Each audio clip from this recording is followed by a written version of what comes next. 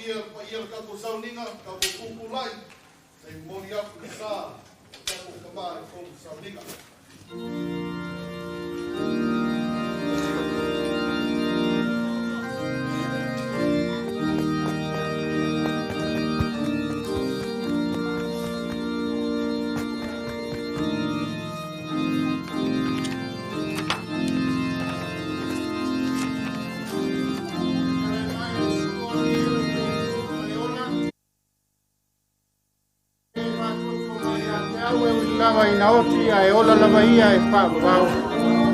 Testing.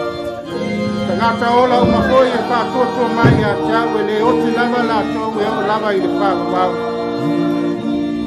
Le mea e te nofo ai, o i lano ifo a o le atua e whāpapau. Wa o le ali, malo malama ia, malo o le tanga. Ai ese o te fefe ai. O le ali, o le malu ia i lo ola, ma le paolo i lo ututa mutau.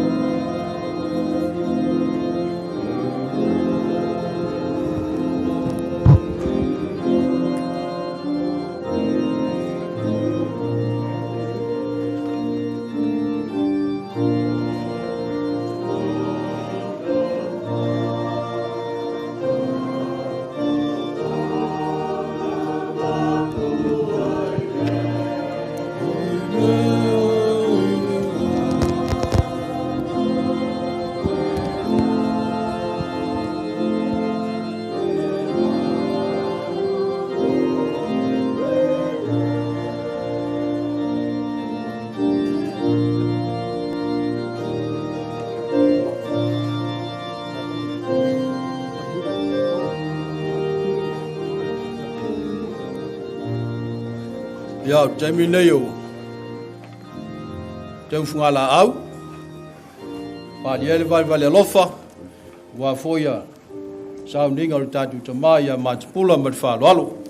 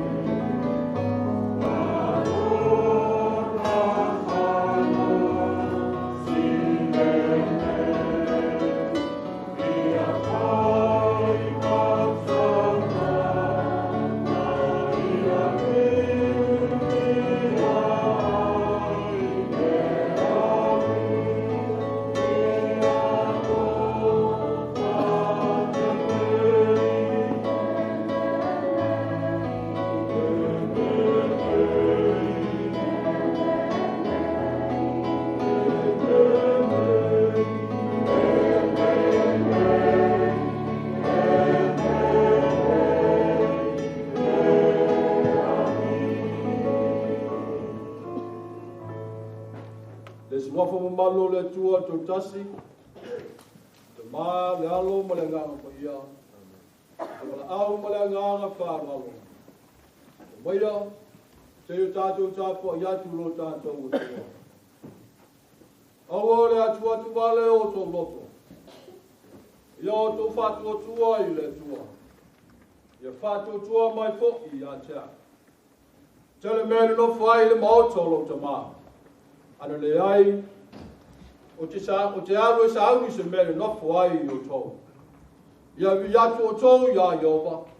Te whape atu, ia vi atu o tau i a Iova. Amen.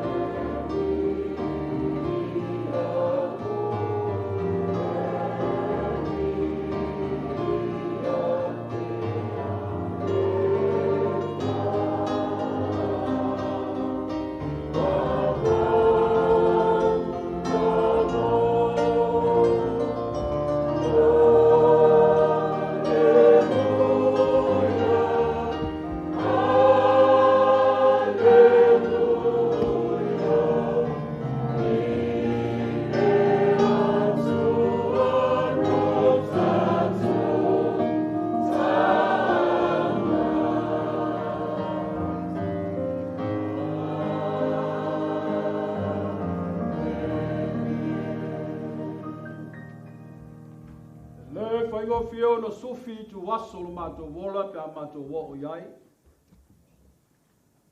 Pe iau na mātou iai ne tu la fiafi le le i. Ma o le matui tui o le oti le le i. Le ngā whatia le mā losi o le tangata. A lo mātou tari tonunga whanwhato tua. Se i wānga nā le ngā luenga mana le nganga pa ia. Ona mawhai lea na ngona le mawhana whana o mātou loto. Mātou te loto te le ai le li. E whātou nū le wha moi moi ni a fiafi. Mātou wala au ma le nganga whanau. A whio mai ai o mātou loto. Te o mātou te pena ai le taulanga. O le vi inga ma le wha manu ia te oe. E lene lava i tu ngā fiafi wha mole mole lo mātou tu. Ke viso o mātou vole ma te tālo a te wai. Amen. Ono le vi ingo le tua tātou te pepese ai. Ono le vi ingo le tua.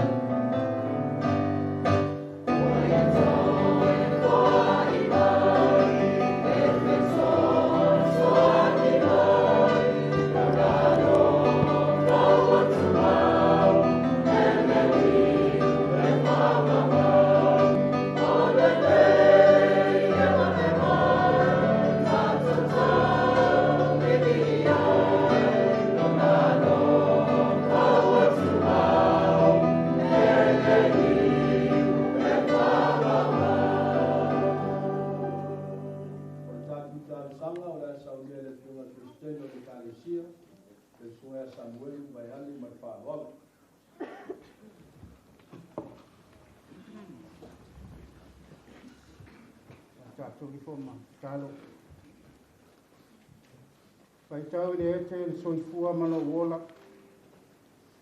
Au pufo e masa ni aito e ina o le atunu e fai tau wha mea taitai le ato. Awa alo mātou taitununga le li lo ato soifua malo wola e tusi tau whao i le tele o whakita uli ma whai mata. E pei lau fwoi na mātou iai le nema enga o le atiafi. O le o mai o le malanga le maliu ma le oti wa whea ai. Le whai ngā malanga sitasi o tamā o le sa mātou ngā lulue ma au auna. O le sa au fwoi nā tulo na soifua e au auna i mō la wafio le atua. Pei tai wa e wāla uina ma wha amuta ina na ngā luenga. Ai le mwhai lawa o na mātou whai tia le tauranga o le whaafitai te tau mo no mea o na mātou sia e lea I la o fio. Whaafitai tele I le tele o tau sanga le li ina e tu ina ifo I la o ona. Whaafitai lo whaonga ina o lona soifua e ngā lue ai ma o ona. E le ngata o le tausia ina o le ainga ma le nuu.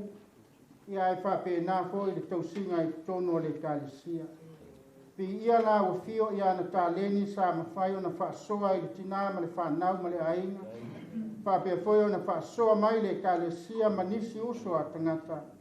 O mawai so mātou mōtu ngā awhai whau ai le manui o ainga manu ma le kālesia mo a tai au. Le umale a nganga e fia whaafitai a e le li. Ona o le mawhana whana o lo nganga pa ia o mwhai o na taito rua I nai li tina ia poto ma le whanau ma ainga. A wale maliu ma le oti le ali wa awhi ai li tina ma le whanau ma le ainga. O se tui o ona lea wa o mai ia I la tau mai mātou nei. Ai vi ia la o fio le atua. Wa o moana e whata oto le tai ala. O uma foi na e asa na su o le tai tai au. Whai lea mo mātou whata I ta inga li nei o langa pia whai mātou tu mau li whata o tua ma le tai tonu I la o fio. O mea u malawa wa e whai a le ali. E o lawa I nei wha moe moe o wha taunu ina I nei fia. Wha manu I lo suafa, wha fitai I lo wana I nei. O wana le se no e le li ina au moe mātou. E le mwhai o na mātou poto I le tāpua inga wha le a inga o lau ona lo mātou tama. Wa bea foi lau wala au le tamaya Matapula. Wa whai maala o lo mātou so tai. O e malanga mai e tunu I mau. Ai le ngata foi lea o tonu lava o le nei e tunu. Whaafitai le atua o mātou whailoa I le manuia, mātou whailoa I fōi le oli ma le fia. E ui lava le li, ina ua mātou whailoa I loi mata o no lau wala au. Mātou te le whailoto le atua, a wai pule whaito tasi la o fio le soifua ma le ola, e pei fōi ona e pule mai le soifua o lau auna le tamane. Whaafitai le atua I mea uma lava, vi ia oe le atua e whaavau. Whaafitai o no Yesu, o lo mātou li ma lo mātou whaola. Na ia whaatou I lalo ina le tuunga mau. Ina ua toi tu maru ma lo mai le oti ma le tuunga mau. Na ia whaatou I lalo ina fo I le oti. Ina ua mwhai na e ma lo no na whaiva I le tuunga mau. Whai lea ma la fua mwhaatai ta inga I lo mātou wola whaatua tua I la ufio. A whai mātou te whio oti le nei o langa le tu mau o mātou iai. Wa mātou mau tinoa, wa umana e tāpena ina le manuia I le ola e whaavavau mo I mātou uma. Mea lea lea li ie, e le lava a mātou upu, e o ngai manatu e mativa I langona. Ai whaasoa lea lofa o la u fio, e muli ta iai lea ngale lea oe lea tua ia sa uma lo mātou wola. A watu ia le vi inga le whaafitai ma le whaamanu, ne ia o lava I le whaavavau lava. Whaamangalo le nei I fonga. Mātou le whanau se ma le angsala. E whaapena fo I lau au ona wa e wala au mai. E iai o na whaale tonu. Le ali ia le atua. O e lava o le tamaa e whaavavau. O e na e saunia le taulanga tōngi ola. E ala I lo walu pele o Yesu ke viso. O lava lona toto na masa mai le sa tau. E sau ina ai mātou le whanau ang sala ina ia mamao mātou ang sala ma mātou whale tonu I o luma. Le mātou mala au le li. Alo fangia lau o ona le tamaa. Mapu atu I awanga le lei o lau fio e lau wham sinonga ami o tonu. A whai o le asa le lei na ia whaia. A o se tautua ma se au nanga I lau fio. Ile nuu le ainga e maise o lau kālesia. Ia whao ngā le alile e whai maala o lona manuia I le ola e whaavavau. Pea mawhana whana le tina ia poto ma le whanau ma ainga. Mātou ioe ma talitonu e ma tui le oti. Ai sili le mawhana whana o lau fio. E maua e mātou le loto te tele. Tawhia se ina ai le au pōng sā. Ai so sulu mai le māla malama o lau fio. Whamanu ia li nei au fia. O ainga ngalua, o wō mai e māsani. O e ua poto mai kāle sia e fia. Mātou o mai e mōli mau. Ngā ruenga le lei na whaia lau au auna le tamanei. Mātou te tālo le li. A mātou ta ape le nei aso. Tofu sia I mātou I whālu manga whāle anganga. O a fo I mōli mau, e mawhai o na tu ina mai, e mōli mau ai le so I fua o li nei tamā. Lea li ie, ia whai lea o se au ngai lo mātou wola mo I mātou o lo so I fua ma ola pēr. Whamanuia ia poto ma le whanau ma inga. Wha loto tele ina pēr I lātou. ia iai le mawhanawhana o e lo mātou tua. Whapea foi, o mai e māsani o ainga mai e umwhai o na poto i le nei tu aso, whamanuia o e lo mātou tua. La mātou wāla au lea, a whaitau lau o fionga o mai, a launga ina lo fina ngalo, nganga pa iai whamatala loto, lo feta lai mo i mātou li nei aso. E ala ia Yesu le li man whaola, o le na o mai mo i mātou li talo, lo mātou tamai o i le langi. Ia pa ia lo suafa, ia o mai lo malo. Ia whaia lo fina ngalo i le lalo langi e pe o na whaia le langi. E fuai mai a te i mātou le aso nei, mātou mea ai e te tau ma le aso. A mangalo ia te i mātou, ia mātou ang sala. Ia mātou foi, na mātou wha mangalo i nātu, ie wanga leanga mai a te i mātou. Au foi teita ina mātou i le wha oso songa. A ia e la mea ia i mātou ai le leanga. A wai o le malo, ma le mana. A toa malevi inga e wha wavau lava. Amen.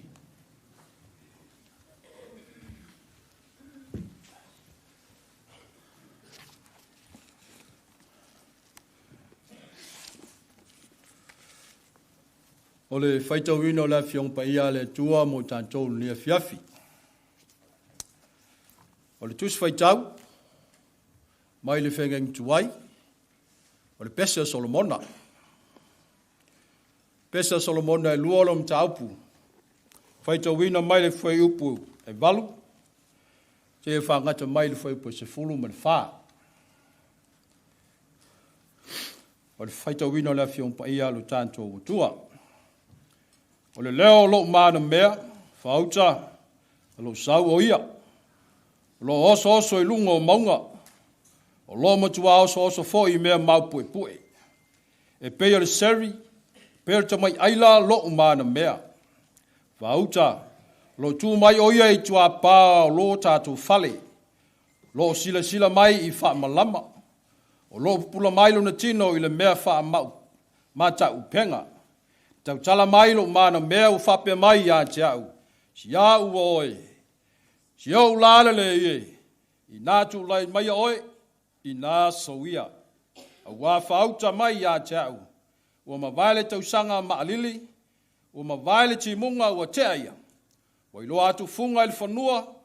Bo mai le tau e teu teu waivine. Wala ngona fo ile leo le manitangi. A lo tātou nu.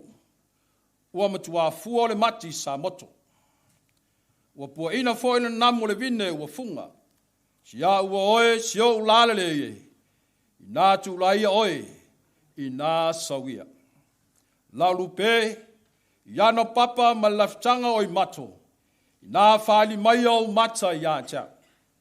So whalongo i lo leo. O wau le leo ma lie lo leo. E la le lei o mata. Talo lava le nganga o le tua, le nganga o le poto ma le malama lama. Whapupula, wha malama lama i whina ngalo mo tātou whamoe moe. Le whaita wino la nā whiong pa ia. E ia te ia pēr lona vi inga. Nei e whawawau lava. Amen.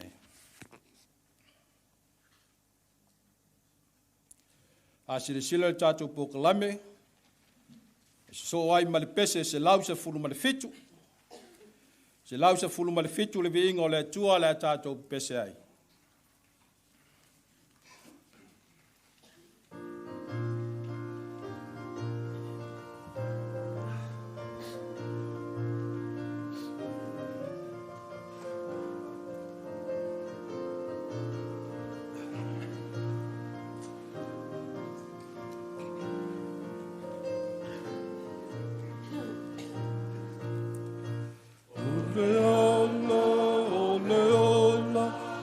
Se fia sa voli ai, il meu mau a tonu o te loto I na pai.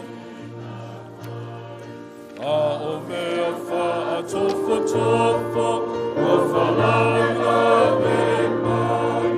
A o sana o so mea I o tu o muli ai, muli ai. Esu e a lofa,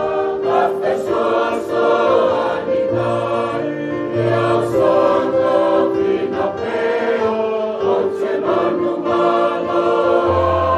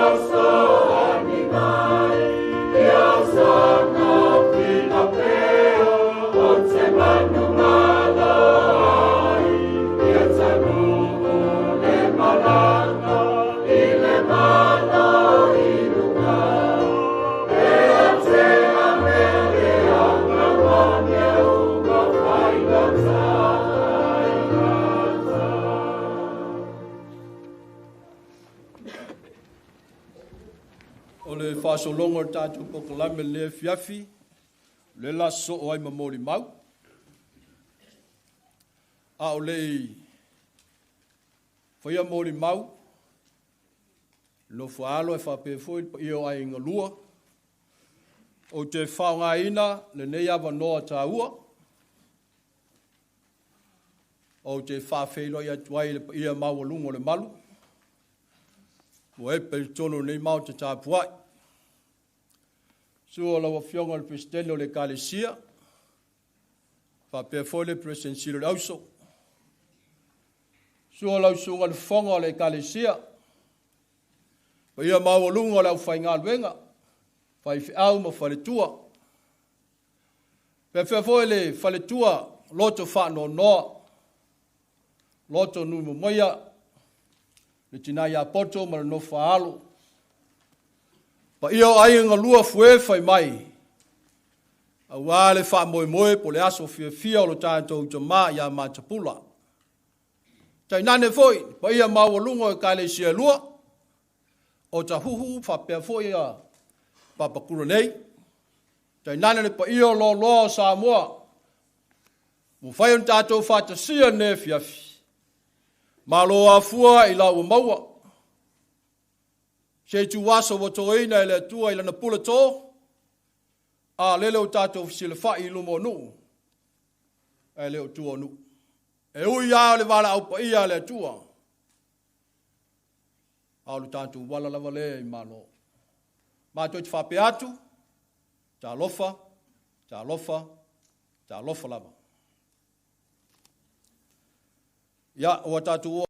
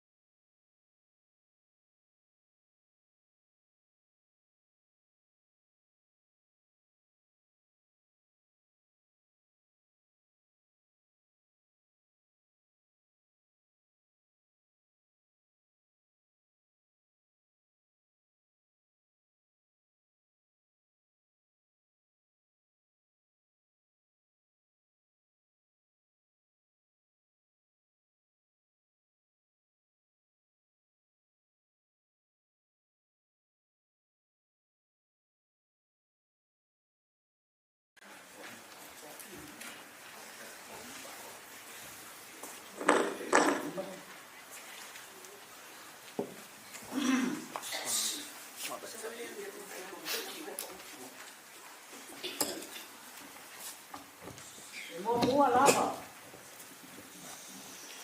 Na opo no whaakiti. Le whaata lopa.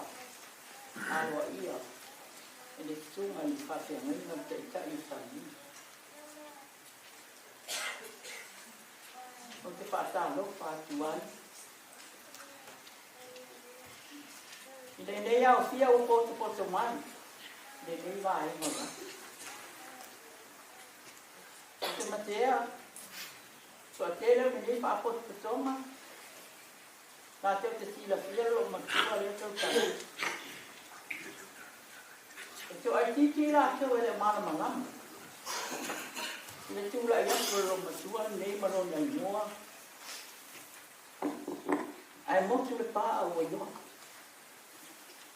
Lo o moa. O malelema. Apa umi malenga mali toa.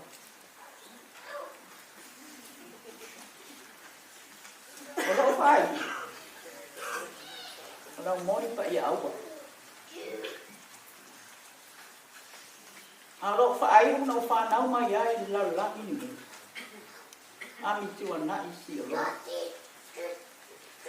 Ele umi se mori mai wa te matea e. To tele tamasa o. O whanau.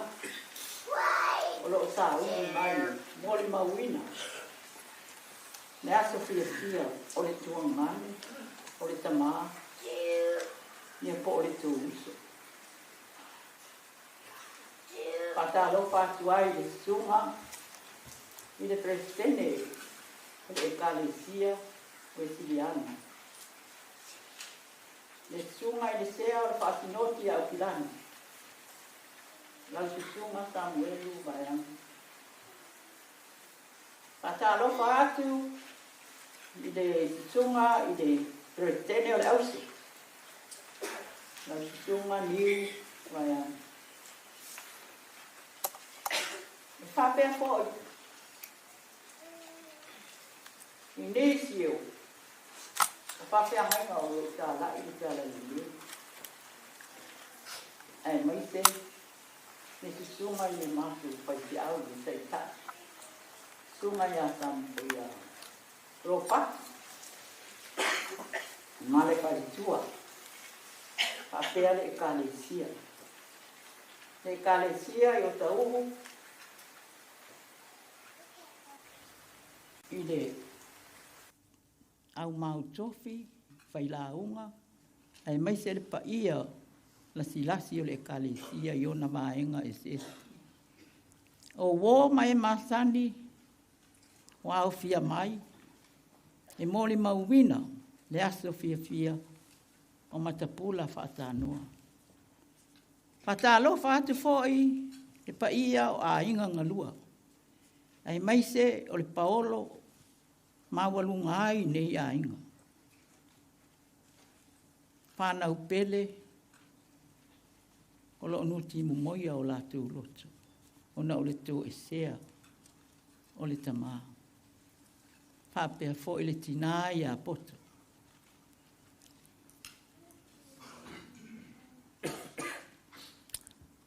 No wanga ngai ia e whamanu atu i le li. O mea uma fo i o te tonu i atia, whamanu i lona suafa pa ia. Lo wanga ngai, whamanu atu i le li. Aua fo i ne ngalo se me tasi o ana me alo.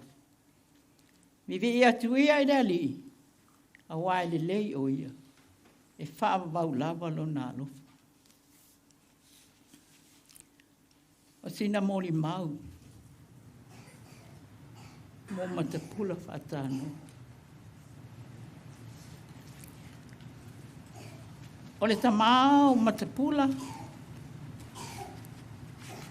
o Federica. O Faatanoa, e te punga mai i le ainga whaifi au. O matua o Federica, o le whaifi au. O Ieru, Maseruia, lona whalitua. Lo mori mau ai nisio, suafa, mai ngoa o whana.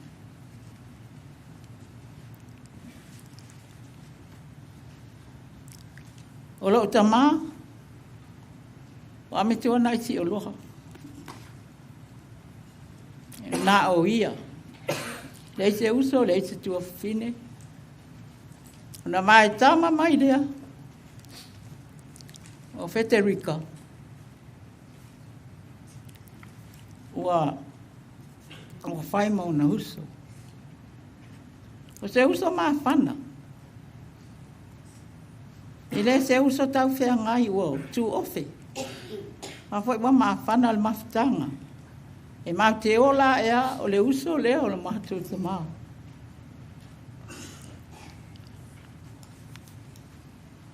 O le ainga ta mala lea.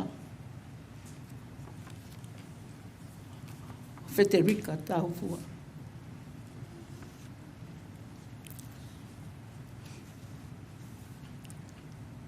O la olanga mau fo i la ia Federica. I Taufua Federica. I sa malalai mutia tele i sa la ilua.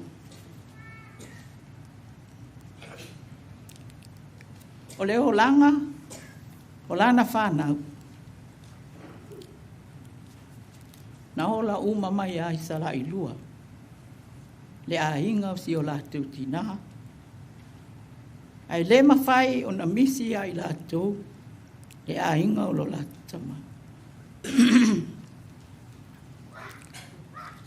O le alihila lea o Faatanoa lona ingoa tau le lea. O whaasua whaina le a inga o si o na tina i a Matapula. E tutu sa na ngai o inga e whai le a inga o lona tina. E whapena foi le a inga o lona tama. O se tangata e loto alofa. O se tangata e tere ana uo. E le wha ilonga ina e matapula. Po o ai lea a o ai lea. So a tere o tupulanga matapula le mataunu. O le vai tau a o. Whaatali se mwhaiwhi au ala mataunu ui leti tau sanga. Ina ua maliu whaiwhi au toi ina o kirisome. Sa mama aia ina ngā nuenga i vai ese mea iei le matau whalisa. O le ali ilea. Mana wo. O leo te mantua i a tama o. Ta maiti o le mataunu o le ali ilea o tupai sauma. O le ali ilea o tofu. O so ia. Fai wo ia le ali ilea. A o la i yaso taitasi. Na o le ngā lulue. Ai a fo i mai ua watu lunga le whale o le whaiwhi au. E no nofo ai, whaatali tari ai ia taimi o lea o ngā sā, tusa o la tau ia ba ai lea o ngā sā, au talavo.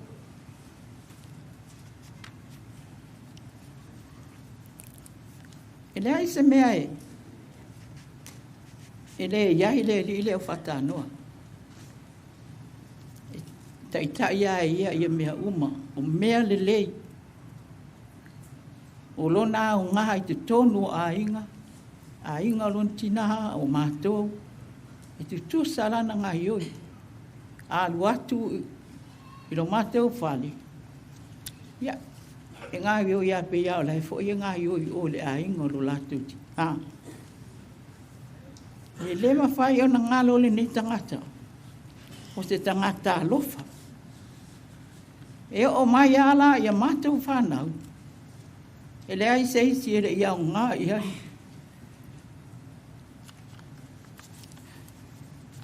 E whaata lafa alo nā lofa i tangata uma. I le taimi, a o iai la utama matua sa whaiwhi au i whangaloa. E o atu malana whanau, wapoto. E le mawhaina o atu umi no nofo ia mātou, atu loa o loa i whangaloa.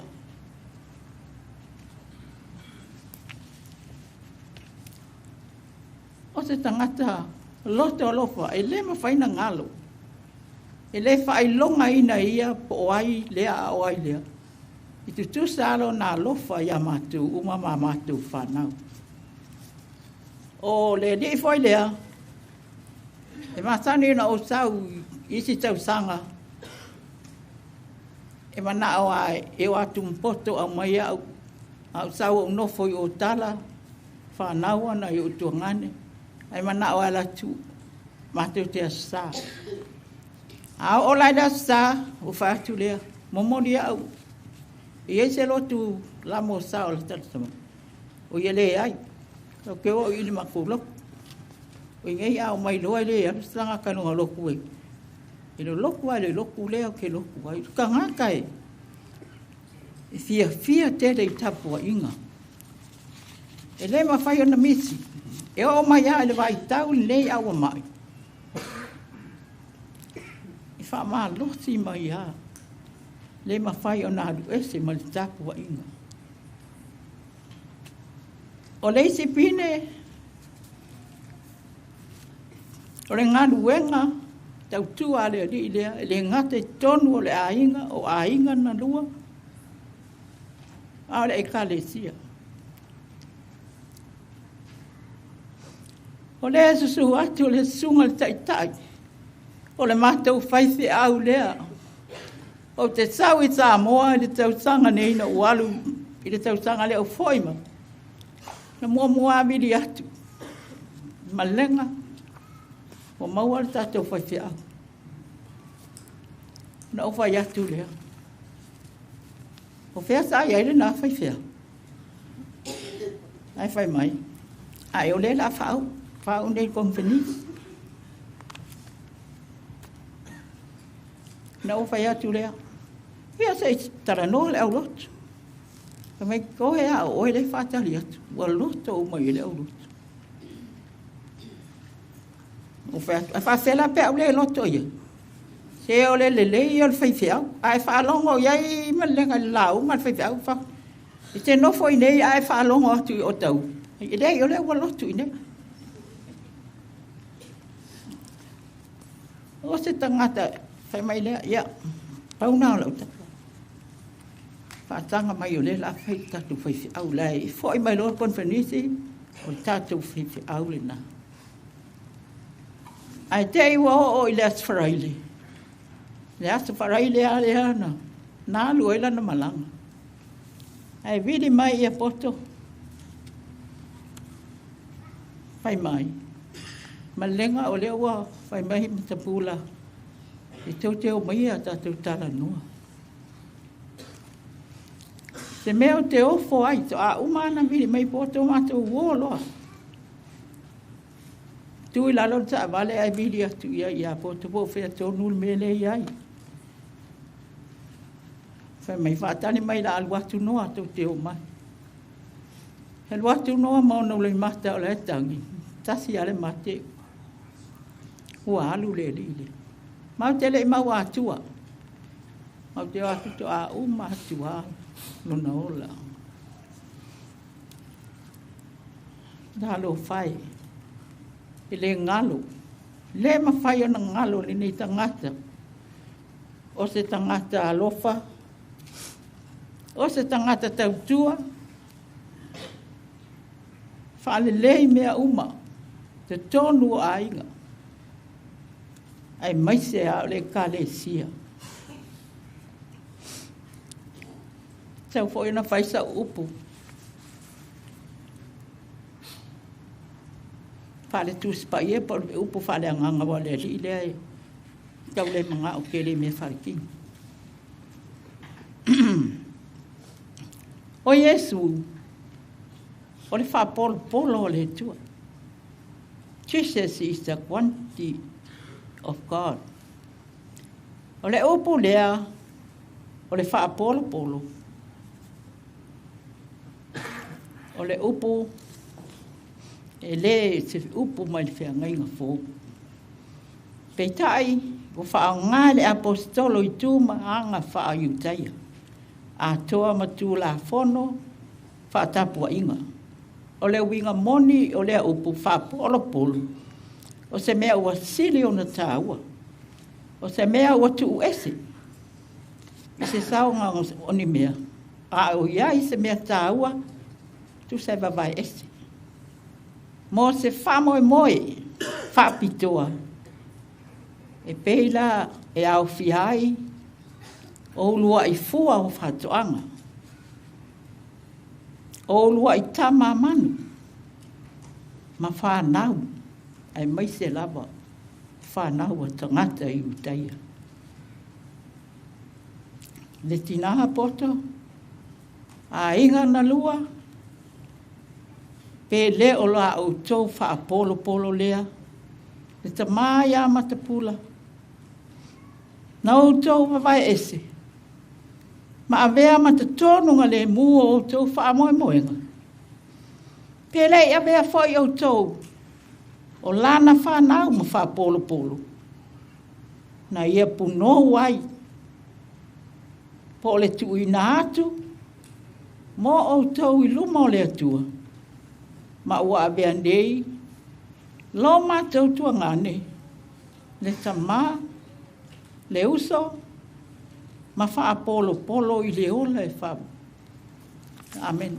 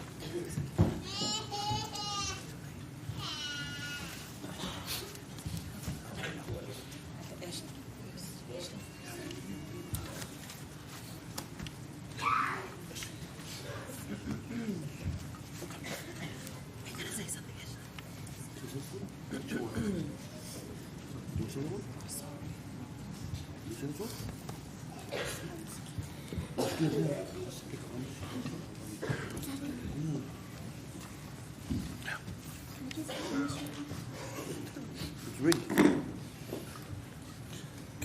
Take with us. What do I read? Please read that.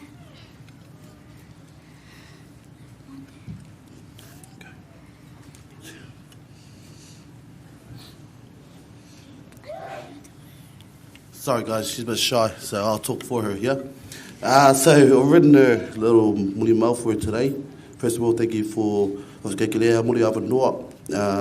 So I'm going to read out Ashlyn's one today. So my name is Ashlyn Taufua, and I am Faatanoa's granddaughter.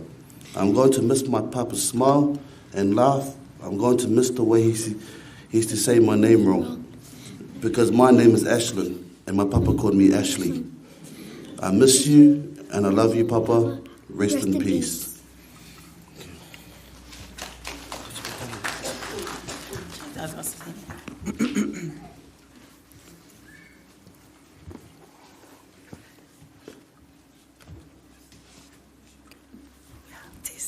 Good evening all. For those that don't know me, my name is Fafo, the daughter of Matapula Faatanoa Taufua. Now I'll try my best to summarise in the few minutes that I've been allocated to share with you my fondest memories with Dad. I'm currently struggling to put into words what an amazing man my dad was. His love for his kids, grandchildren and his wife was unmatched.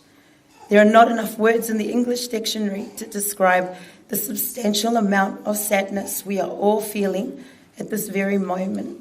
You have left a deep hole in our hearts, Papa. Death ends a life, not a relationship. That's a quote from Maurice Schwartz that translates to, even after death of a loved one, we still hold on to the memories and feelings, just not their physical presence. Although Dad is physically not here, he isn't completely wiped from existence. He is in our hearts and memories forever. Now, Dad and I shared a lot of fond memories together, and we became very close through his sickness. I remember the day that I found out that Dad's health was deteriorating, and it broke my heart. But at the same time, something beautiful happened. My broken heart made me brave. Grief makes you brave when you meet your worst case scenario. It is only then you realise you actually have nothing left to lose. Now, as a young child, I remember always thinking, my dad is the best. He would be the one I would cry for when I got into trouble. And he was also the one that would protect me from the iron fist of Mum. Dad was an amazing person. His laugh was contagious. His heart was ginormous, and his singing was terrible. He also farted a lot. He wasn't programmed with a whisper button. In fact, you always heard Dad before you saw him. And he was always yelling at something or someone. He was loud, he was honest, and he ticked off a lot of people. He also walked around not caring about what people thought of him. And as a stubborn person myself, I get it. Dad and I shared a lot of similarities, but one quality of his that stood out was his ability to give. Dad had such a giving heart. It was something that I remembered as a little girl. His heart was always in the right place, and he would always give, even if it meant we went without. My brother Inge has this quality. And even though Dad isn't here, I would always be reminded through Inge. Dad's parents died before I was born, and his giving heart made sure my grandparents on my mum's side, so those my mum's parents, were happy. No matter how many times Mum would remind him about the thousands of kids that they both had to feed, he was still persistent in giving what he could, and would always reply with, the Lord will provide us with enough. I may have been young at the time, but he was right. The Lord provided and blessed him with many and more. Another quality of Dad that I loved and is one that I see in all my brothers, was his strength and will to work. Dad worked at Fonterra for 41 years. He hooked up countless family members with a job there. It's an ongoing joke in our extended family that if you haven't worked at Fonterra, you ain't cool. I do believe that this was also one of the reasons he became sick. Our parents' generation, they worked and neglected their health. By the time an underlying issue becomes a problem, if found early, it could be tended to. But in Dad's case, it became a battle of trying to keep his body alive for as long as possible. In October 2022, Dad and I had spent a good amount of time together. In those 3 weeks, we spoke about his struggles of being an only income earner, the ugly blue van that we had, and how proud he was of all his sons. He was proud of the dad Se'loa was to his son like him, Whikelika, and his strive to be better in a different country, Sa in his successful rugby career, Faatanoa Jr. for becoming a police officer, and last but not least, Inge, the new king of our family. Inge is top tier in my dad's eyes. The rest of us are peasants. Those 3 weeks allowed me to care for Dad, take him to his doctor's appointments, and most importantly, get him ready for dialysis that took place every Tuesday, Thursday, and Saturday. What I will miss most about Dad will be the constant calls and the check-ins, the unimportant things that he would fuss over, and the banter he had with our kids.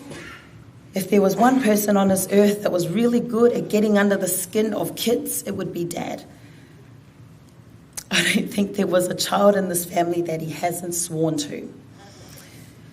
Friday, the 20th of October, was the day we found out Dad had thyroid cancer.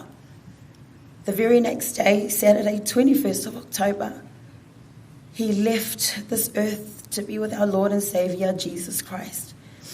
And although it was a very sad day, his death was very peaceful. On Friday night, I received multiple missed calls from Mum and Makarita. There was a message put on our family Facebook page that Dad was being admitted to ICU as his health was declining. And Mum wanted us to video call Dad, as she wasn't sure that we would, whether or not it'll be the last time we'd see him alive. And as I spoke to my dad, my tears were uncontrollable.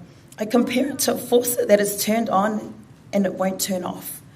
Now, just looking at him, I knew in my heart that it was probably best for him to go. He looked very tired. And I thank God that I was given that opportunity to say goodbye. I know that some of us aren't fortunate enough to be present during our loved ones' dying hours, but I am grateful I was. My dad's last words to me were, "I love you, Fafo. Look after Ben, Inge, Jordan, and Ray. I will give a boy, I'm happy." And that was all the clarification I needed. In Corinthians, verse 8, it says, "We are confident, I say, and willing rather to be absent from the body and to be present with the Lord. God promised that He Himself will wipe away our tears. He also promised that from that glorious moment on, there will be no more suffering and no more reasons to be sad. There will only be joy in His presence." And Paul believed these promises. His boldness and faithfulness leave no doubt about it. So should we. Dad was a blessing to us and to his church and family. And what a lesson it is. What a lesson to us on how to do things. Anyway, Dad taught us how to live life to the fullest, how to appreciate everything and everyone, and how to be courageous. Thank you, Dad, for everything. Today we celebrate you and all the fruits from your hard work. You are finally at rest after your tough battle. You have come out victorious. You won. This way. Come on, Jordan.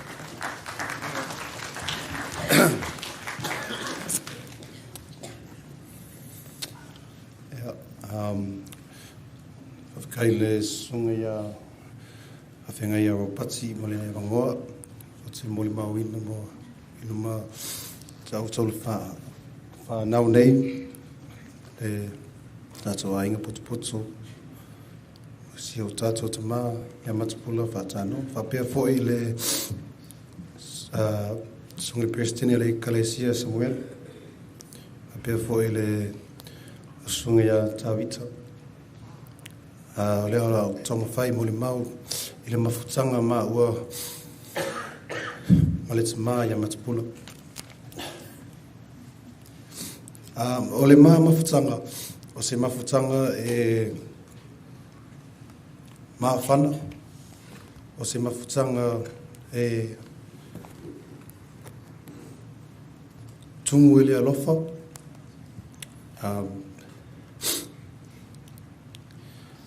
le mā mafutanga e mā li i sistemi, awa lota mā sea e whai fo iana tala mā li e fo ingal. Ai le mā li e, o le me mā li o lana ata, o le leo langa ata.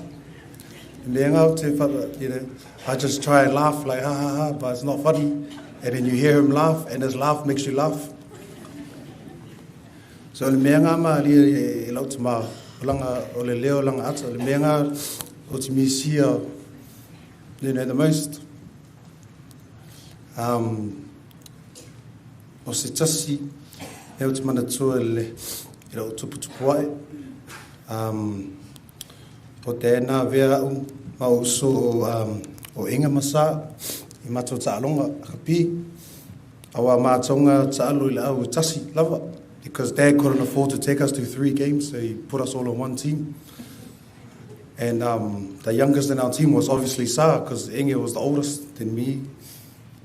So, o makuka alonga. And, Dad will stand on the sideline like this. Whapelanga cool. And then, you'll know when you have a good game. After 10 minutes, the man's already sitting in the car. So then I'll be like, oh, yeah. After the kalonga. So after the kalonga, to be honest, Sa was the one always, never missed a tackle. All my English. Straight pulling jerseys, missing tackles. And then after one game, I remember Dad jumped in the car. And we're all watching the kids eating the sausage sizzles after the game, eh? And then I remember watching all the kids in our team eating the sausage sizzle. And here I was eating my dad's limas because he was just boring me left, right? I was like, he's like, Mama,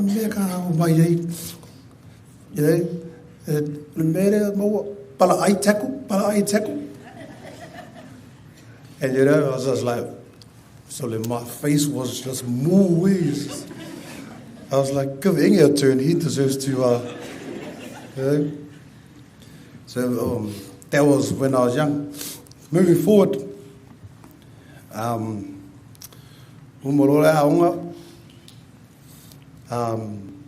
finished college.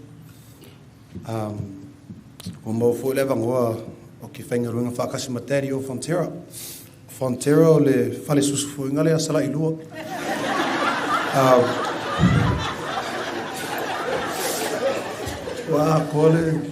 50% of the people salai in work. Kaya. Mainga o whaingaruinga whakasi materi for 4 years. 4 years. So, Dad, musue Dad, okay. Alui awa musue pai fukangaka o le ngā loi mā rosilanga kari. But, Dad never wanted us to work at Fontero or do any factory work. He never ever wanted it for us. He, wanted us to, I'm not saying factory work's not the one, but, he wanted us because he's been doing it for 40 plus years, so he wanted us to go, But then I was glad I got the opportunity to work with Dad for those 4 years that I was there. And man, if you ever get the opportunity to work with your dad, you'll see how different he is at home to at work. The words he uses, he was swearing. Once he gets at work, the amount of swear words you'll hear, I was like, surely that can't be my dad, eh? My dad doesn't swear at home. He was pulling the F-bombs, mixing it with the bloody F, bloody C, or like, and Uncle Falangi knows because we're on the same shift. And I was like, so, and then go home, my dad's filet more on the floor at home with the remote.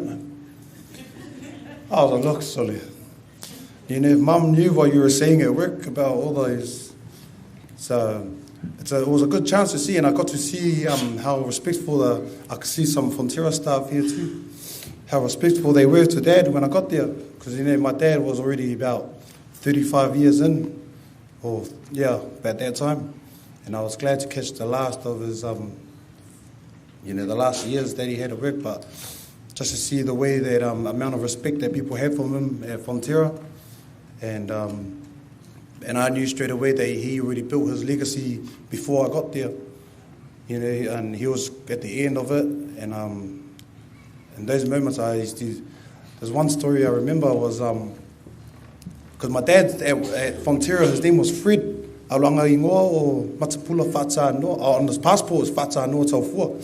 So I asked Dad, how did you get, how come everyone calls you at work Fred? If I made Dad, because when I applied for the job, they didn't know how to say my name, Faatanoa. So I said, just call me Fred. But the funny thing is, his brother, who was a boxer, he's passed away, Uncle Fikelika, his name was Fred. And I remember the workers used to come up to me at Fonterra and goes, Junior, bro, your dad was a mean boxer back in the days, eh? But I knew they were talking about my Uncle Fred.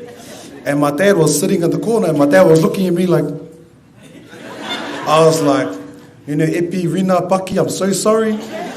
I had to go, he was a mean boxer. But, that's your problem now with Uncle Fikelika up there. That was I was glad to work with him, and I was glad that I got to see all my other uncles that were there, and working with them too with Dad. So after Dad's 40 years at Fonterra, he retired, and then you could after he retired, you could slowly start seeing the changes in his body. Makalanga whamākoko, and then that's when I moved down to Wellington, and then every time I'll come home to see him, you'll see I come home and hello Dad, wamai oi.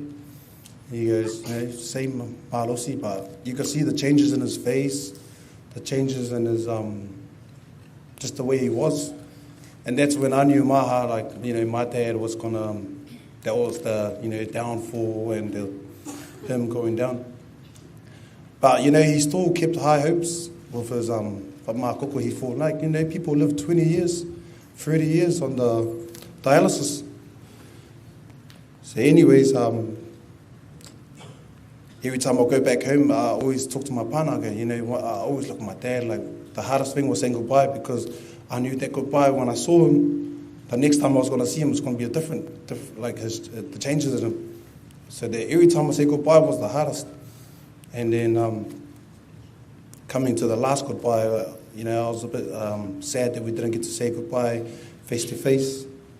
Me and my dad talked often, probably 2-3 times a week.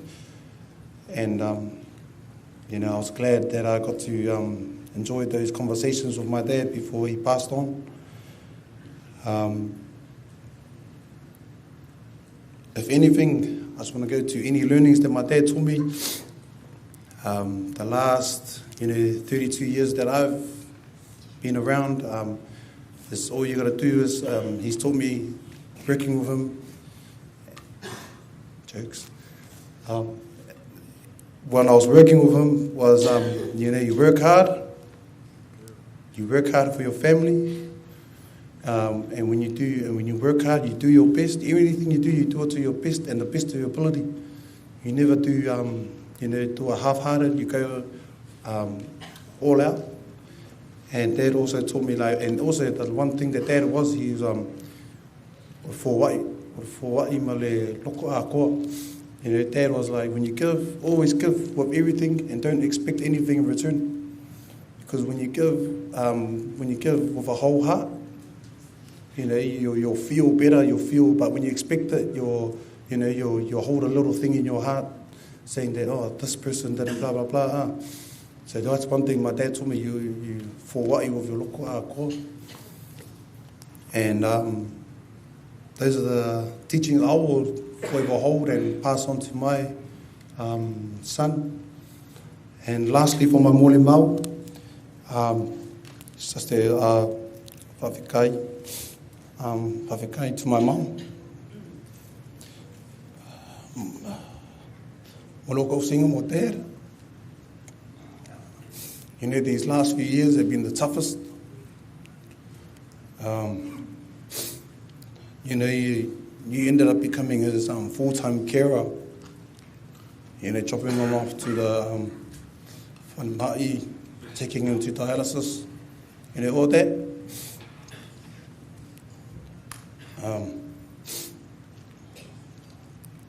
I know things are going to be different at home, Mum, but, you know, yeah, we'll malo lo Dad. We'll live for inga whenga ia ma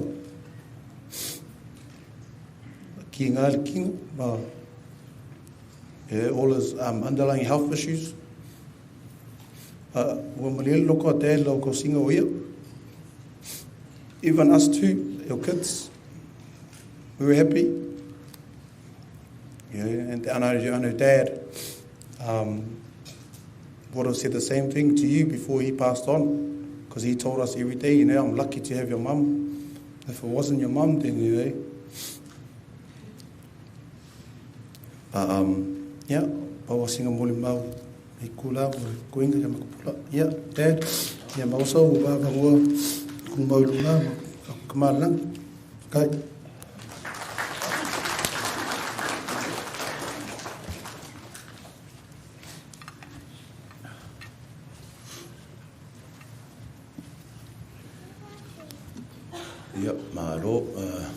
Ro ingoa Sir Jordan Taufua, ro tina sa mai nge afu sa vai, ro te maa sa mai sa lai lua sa vai. Ia le suafa mamalu i suke riso, e mua na whātalo whātalo susunga tai tai, sa uninga, susu fo i le au whainga luenga pa io le atua, a whiwhio le pa io ma le mamalu le karetisia, te nāne fo i le pa io ma mamalu sa mua potu potu. Ia, o te manatu, o tau sā, ma whainga, o le are o i aise ma tau whamatalanga. Ai nu atu whaatini, o tau sale i atu mua, ma pule, a wao le la whatu, a inga tau silea. A o le teimingei, o te whaamaru ulu atu. O le au whaungarenga ngana whaapairtānia, anu nisi sui o le tātou mawhutanga, le marama i le tātou ngangana Samoa. Ia maro le sui fu mau mai le langi mama.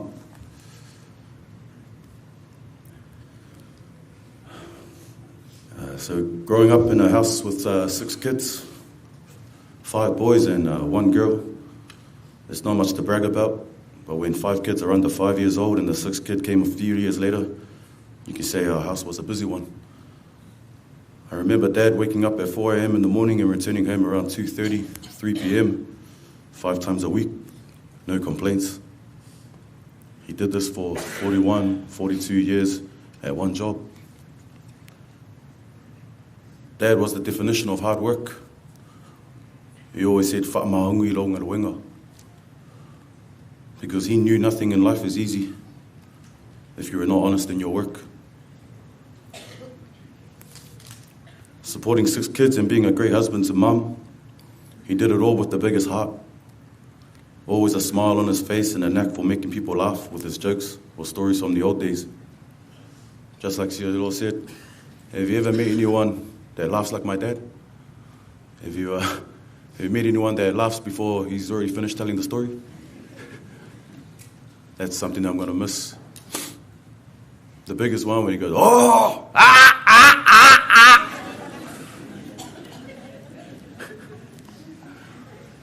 That was Dad. The happiest man, my dad. Dad also loved rugby. He would talk about the old days when he used to go watch the All Blacks and the NPC, Okilangi. Back in those days, you could run on the field. And he was telling me he was one of them guys that ran on the field and said hi to all the boys. Like he's best friends with them.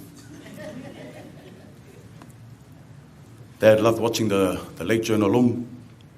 He loved watching Jonah Lomu play. He loved him that much, he gave all of us boys the Jonah Lomu haircut. There's a picture floating around somewhere. It's true.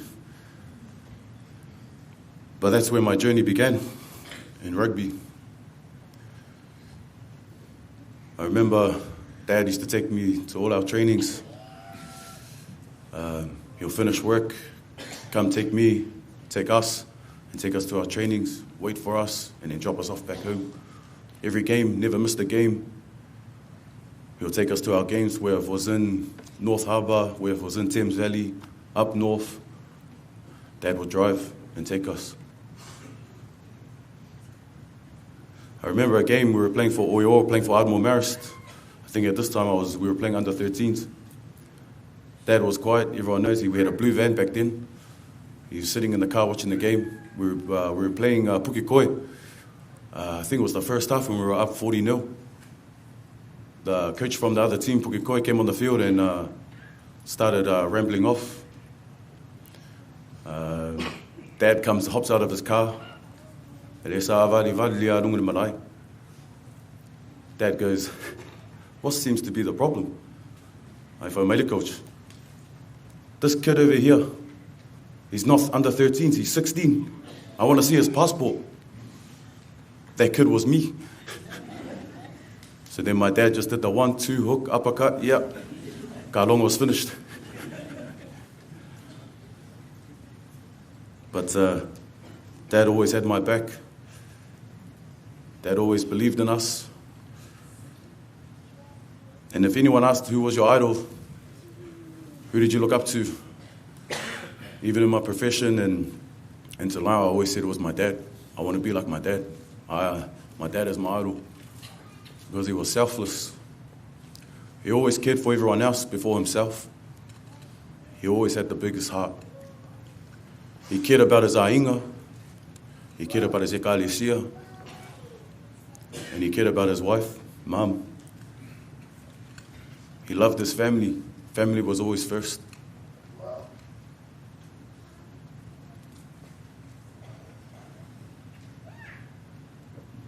Got this Bible verse that stays with me and comes from Philippi 5:4. Ultima whaia mea lava le whamaalusi mai o Kiriso ia te au. I can do all things through Christ who strengthens me. And every time I talk to Dad, he always say, whai mo mora ko karo ai raku ilunga le marae. Ai umar ka runga, pe maalo, pe whai a inga, whai roko karo.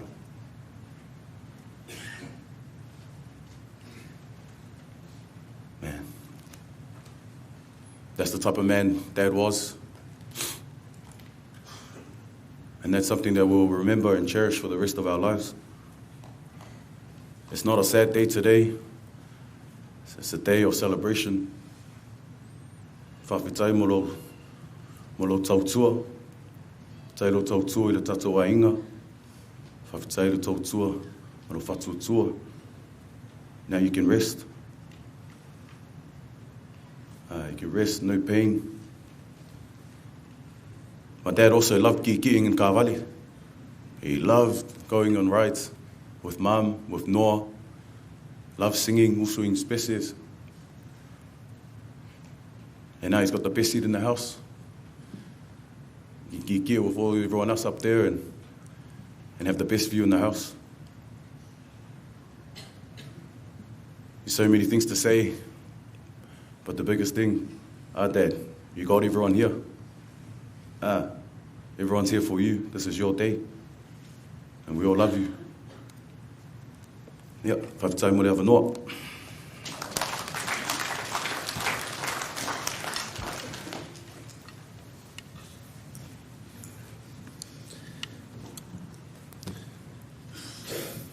Elelele atua. Jamie Uma. God is good all the time. Alo muri mau nei. O le afa whasa mua ma le afa pārangi. Ona sai maia le pa ia ma le mamalu I tātou mafutanga. E mua ona silive inga ma le whawhitai le tamā o I le alangi o wā o lona alofa ma lona leo ino o aso e tele, ma masina e tele, ai maisi o tausanga e tele. Ma lo le soifua ma le langi e mamā I o tau pa ia ma o tau mamalu. Aute, whata alofa atu I le suafa mamalu o lota atu o li whaolo Yesu ke riso. Le sasunga whaiwhengainga ma le whale atua, whaapea lihi a wao, pa whale atua, ai meisi foi le mamalu o lota atu mafutanga o awhi o poto. O wao nei, o Papakura Taufua, le atali I pele o isi o taba. O te tiulai atu ma le whalo alu, whawhetai tere mo le awanoa o tuina mai e whai ai sina muli mau pupu I le mamafutanga malota maa. O te whamaruru atu I le tātu mafutanga o le a whaile ngana whapetarania. A wāre to a tele o lātu mafutanga I le malama e tātu ngana Samoa. First and foremost, I would like to thank our Lord and Savior Jesus Christ for gathering everyone here safely. I would like to thank everyone here today for taking the time out of your busy schedules to join us in celebrating my dad's life. Everyone here, Dad loved dearly. We thank you for the love and support you have all brought to us during this tough time. If you knew my father, you would have knew he had an infectious laugh and brought so much joy to many of us. Now I understand where all our siblings get it from. I would like to share a little story about that laugh of his that's still vivid to my memory to this day. Under 15, playing at De La Salle College, versus Mount Abbott. He comes to watch my game and we were getting smashed and all I could hear was laugh on the sideline. So after the game, walking to the old man, I knew what he would say, and excuse my French, "Makua kaya get it all." And he continues to laugh. Every kid's dream to hear that, eh? And another thing he likes to bring up till this day, and it still hurts me here. With my short stint in boxing career, and he always says, "Makua mai mauku pe whakausi au ki masi e vai." Arma mau mea ke au e makua alu no shua whakausi e vai. But it's his laugh. It's his laugh that gets me. Dad, your sacrifices you have made for us has not gone unnoticed. Thank you for molding us to the adults, mothers and fathers that we are today. We just hope that we continue your legacy through your teachings. We love you, Dad, and we miss you every day. Manuelo Malangatama.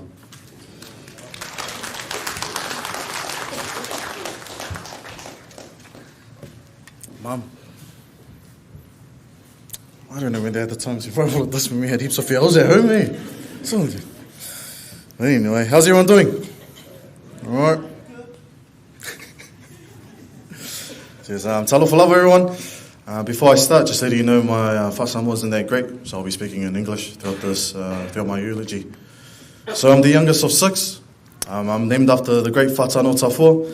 As many of you know him as Matapula, Fred. I wasn't with my dad in his whole life, but he was with me and mine. During my lifetime of 26 years with my old man, here's the key 3 things that I loved about the man. He was a family man. He showed perseverance through hardship. One of the things he would always say to me, and I always remember, is, "Aoe te whiwhi." For those who aren't fluent as me, what it means is, don't be a scaredy cat, brother. Okay? So as a family man, growing up as with a 6, I was always in the background, eh? No one really cared. But, I was like, sweet as, I see all the boys playing rugby, me, I'll give it a go. So this is when I was playing in, I think for Admiral Maris at the time. This Palangi kid came up to me, bumped me off, and Dad looked at me, he's like, "Mate, you're useless." So that's when I gave up rugby, and I had to find something else. I think once I hit year 7, and that's when I found the love of music. And then Dad and Mum said, that's my talent. So he bought me my first guitar. From then on, he said, yep, sweet, try piano. And then that's when I started playing piano for church. So my dad always tell me, you know, this is your talent and this is God's gift for you. Use it wisely. So, which I did. The perseverance side of things. I don't know if you guys noticed, but my dad, Kamalo had pretty bad gout, and which he gave it to all of us. So now we all have gout. Okay? So as you don't know, I'm a cop. But with my mangava, I look like a more cop. So there was this job that I had, I think it was 2 years ago. This guy was tagging on the walls and saw that. So I approached him and I was like, turn around, you're under arrest. All of a sudden the man just ran. This is the day I had gout. So this guy literally just gassed it. And I was like, oh, yep. I don't know how I'm going to tell my old man. But usually when I come home, I always tell my dad everything, what I go through. And I told him the story. This guy, once again, said, you are useless. Yep. So it's hard to please this guy. But this guy shows some, he's all about, tough love. But what I love about this guy is he always used me as the driver to drive around the city. And that's what I remember was me, Mum and Dad.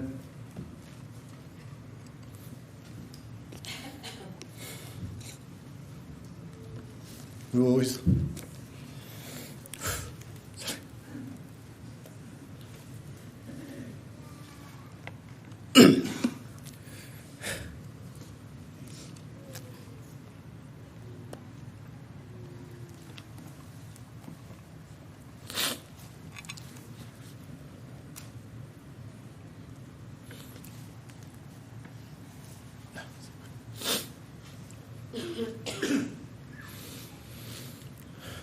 So I was really close with my culture background, but all my pretty much my family history. So with the old man, when we drove around,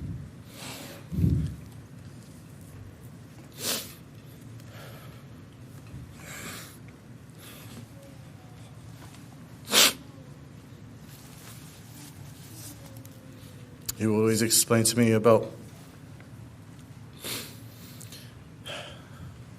what he used to do back in the days. With the apparently we drove around Newmarket, and somewhere around there he said that's where he used to work, Fonterra. And back in it's real struggle there. The stories he was talking about back in the days where we had nothing.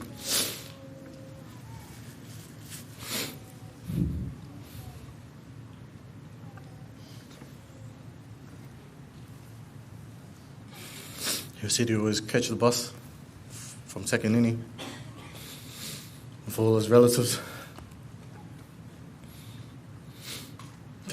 Man, you should have seen this guy. Wake up 4 a.m. Every day, man. 41 years. It's insane.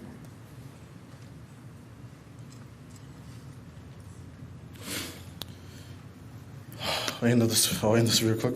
But one of the things I learned from him, which means to me, is getting comfortable being uncomfortable. And that took me ages.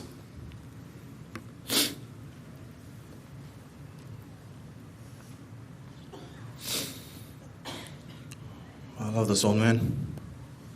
As the youngest, I was told to take care of this guy. I tried to fight it, but I lost. But I'm happy that I was with my mum and my older brother Inge. This guy is the only guy that I always see at home, sitting there, watching his TV. I want to miss our local, one of the best bass singers.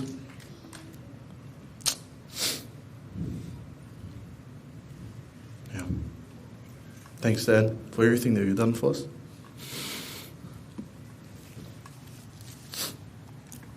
So, is this live?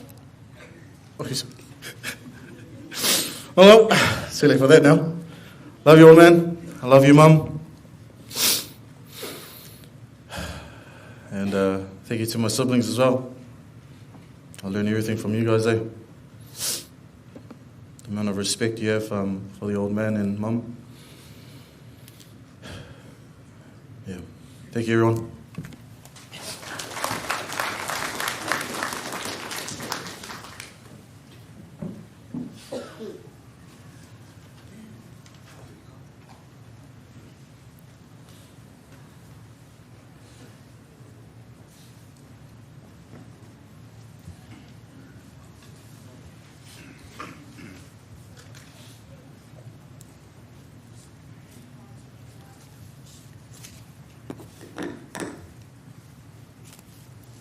Fatima, Malealo, Malangambia, Ameni. Leava Manfalo Lava. That's all of that's wise. Maleo feels, Ning, Ear, Yaps. After time will have Noah, Mate, Omoli at twice a ma, Molly Maupopo, Mali. Tuangane nei, Taufua, ya Taufua reo pena.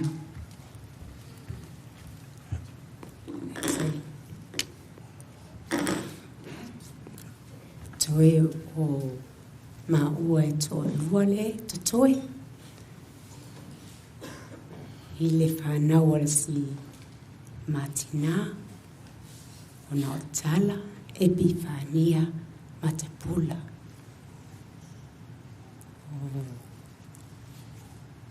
O matot ono. El matua seruia. E so Taufua pena. So Matapula Faatanoa. So pai ese. E o lelua e li Rika. Ia maha o le beka. Ia sei tu atu le abanoa. I si o tuana pele. Ia tu vai a Taufua se paisina. Hopo hopo.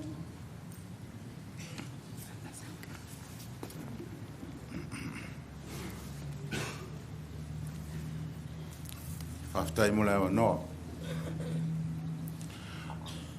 O ao Ropena Fiterica Taufua. Toi o maua le toi nge le matoainga. Toi au tama ia tu fina le tas. I walu tano a to na maua le toi nei. Ala utala e fa tu ole tano. O stangata lo to alofa, tele tangata lo tano o stangata lo to alofa. E lofa le matoainga. Isa la ilunga. Male aingal matama tina ilala saleng isalang. Tamanu tango le loto lo foya. O loto lo o tano. To tele tamai ti o ainga o mai tano ini ia tunu fafo i Australia amai mo tano istangata mai fafo. O mai nga luenga tano ave tano tamai ti fa nga luenga ma fata simaia. I nga luenga nga yai. O tano fo nga luenga. No on sik ta no ali sibai temi ngalwanga pe pule ta no fe no ato I tamai nei ia ngalwanga ta no sa fai pe lo fon mato ainga a lo foi ai ngolon tama a lo la ngolon tina la mira ta no sa fai e tele foi fa ia wo ta no sa fai tele tamai te fa wo ia ta no o ta lo to lo fo o fai te foi ta ngo me le mato ainga I te salenga I salai fai ta ngo fai fale no foi no fale tu ta se malolo fale malolo e malolo tangata e o mai la so o lo tu mau per fale ta no fai Na umolo fale tanoa ia whaaswafa lo swafa le matapula e ainga i tanoa le i net swafa tanoa a watu le whaalalo la tato ainga ia o stapu pule whaatun ma tau ainga ia to whaaso e fua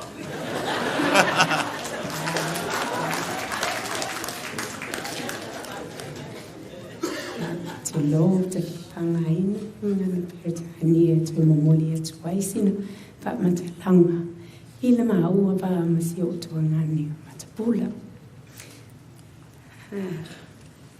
Matapula has lived 70 years on this earth. There are many, many, many great things that everyone wants to say, but I want to focus on just 3 things that I remember that describe him well. And you've heard the consistency and the witness from his children, because that is how he lived his life. So the first of these is the most obvious. Matapula was a big man in every sense of the word. His physical stature, he was big. He had a heart to match his physical stature. Big heart for the church, his church community. Big heart for his family. His wife and his children. The big laughter, you've heard the children, and you've heard him say, and emulate. It came from such a deep place of happiness and joy.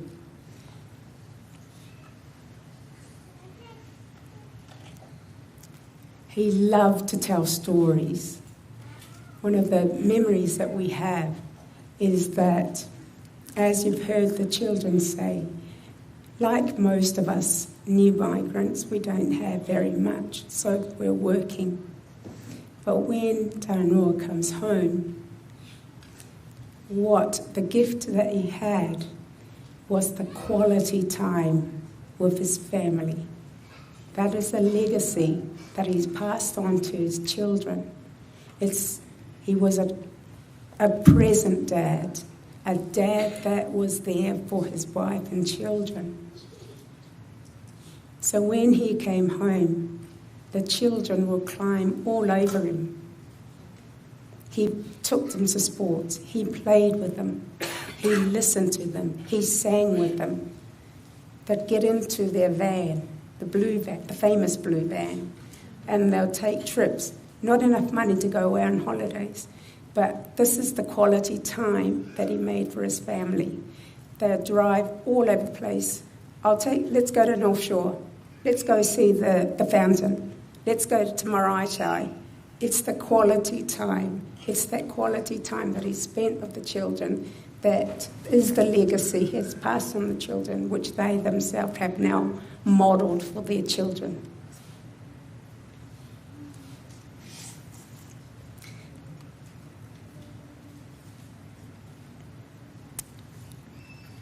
The other part is the love that he has for his family.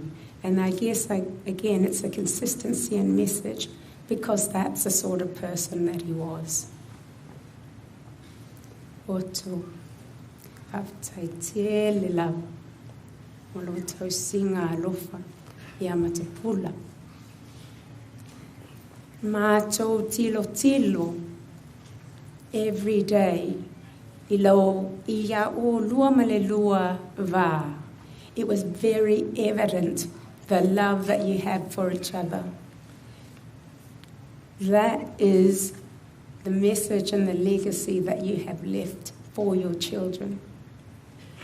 It's the relationship between you and your spouses. He modelled that for you. The relationship and the care that you have for your children. He modelled that for you. The relationship you have with your church, the church communities. He modelled that for you. Whaafitai tele, tōla aiti, hawa tō whaia me te tele le tau singo tō te mā. Matapula, manuia la malanga. Tai.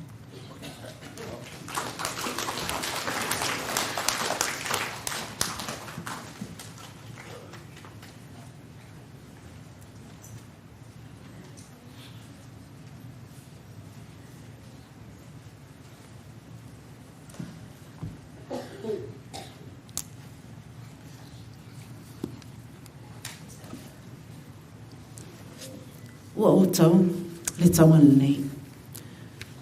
Ua o whae uina lau tau sinionga. Ua o tā au fi mau i le whaatuatua. O le nei, ua te uina mo au le pali o le ami o tonu. O le afo ina mai, ia te au i le aso i le li i whamasino ami o tonu.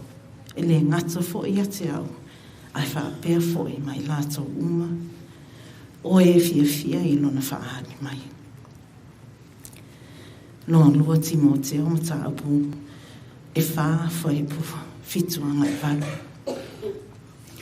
Mua levi inga ma le whaafetai ta mā, o le langi o no lona lofa, ma lona anga lei wa mawhai on tātou whaatasi ai toi sauninga, o le ta mā pere ina o Matapula Faatanoa.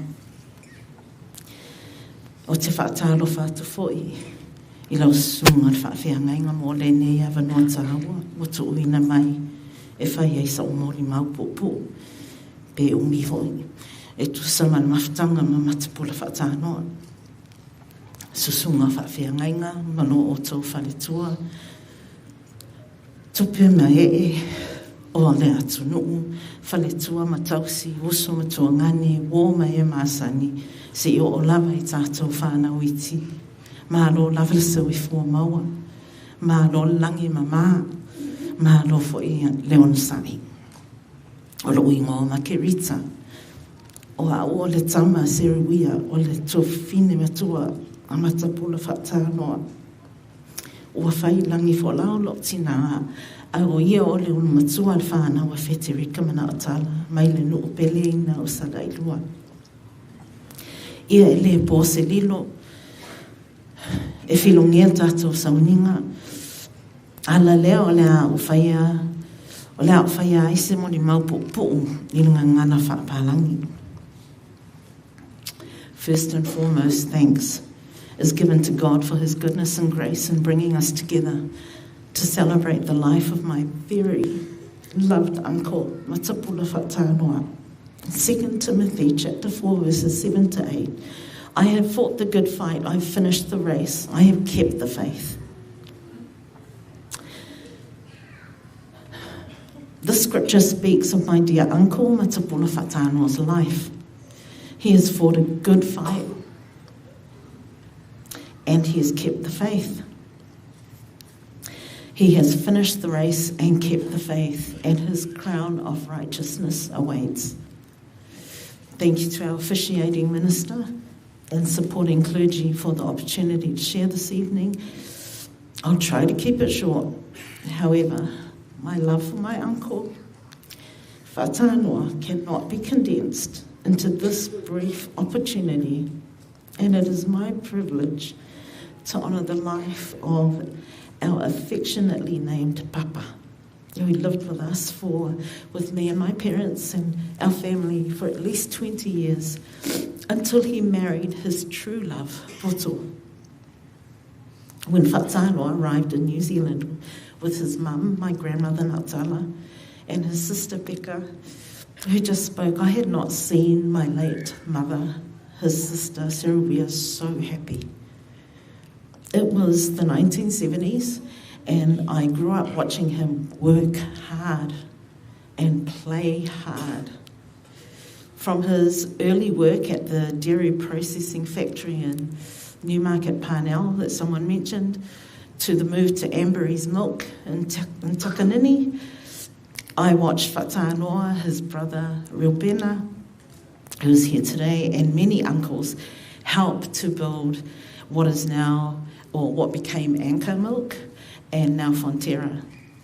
They all came from Samoa to find a more prosperous future for their future families and their ainga back home. Matapula Faatanoa was my parents' right hand, and sorry to all my other uncles, but he was my favourite. He was a hard-working, diligent man, and he's been continued to be honoured with working at Fonterra at the milk factory for 30 years. He started off as a factory hand, and we were so proud of him when he became the leading hand. Those were the terms back then, and then did some study to become a shift supervisor. However, his most proud achievement was marrying his love poto and growing his family of 6 children. Uncle and Auntie Poto made a power couple. He worked really hard, you've heard that, taking as many callbacks on his days off as he could for that overtime money, and Auntie Poto would wisely whaasoa that to cover their first home mortgage, make a welcoming home, as well as cover all their whaalavilavi. Uncle's journey in life was reflected in his cars. The Hillman Hunter he gained when his brother Robena left for Australia was practical and reliable. It took him to work, and then he would take my mum to do our shopping, or to Aotearoa Alonga, where he was a star on the Kirikiti team. As an eligible bachelor, he progressed to a sleek silver Ford Capri sports car, which he later on had repainted pink.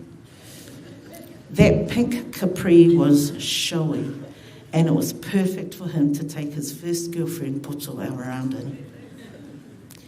Another one of his statement cars was his Ford Fairmont when he only had a few children. It came with a mobile car telephone that was hardwired in, and the handset was the size of a skybox. It was a time when he was enjoying favour at work. He was a matai in our ainga, and his children brought him so much joy. But then as the number of children grew, it was time to move to vans. The Toyota Hiace with curtains. And one with great memories was, you've heard about it, the blue Mazda Bongo, in which many of the kids learnt to also drive. Those vehicles took all of us to beach trips, his boys' rugby games, you've heard, Fafo's foray into marching, family weddings, funerals, short trips to get the kids out of the house.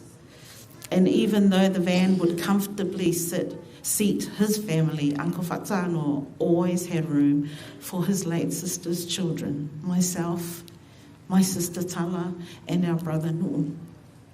There was always room for us in his van, in his house, at his table, and in his heart.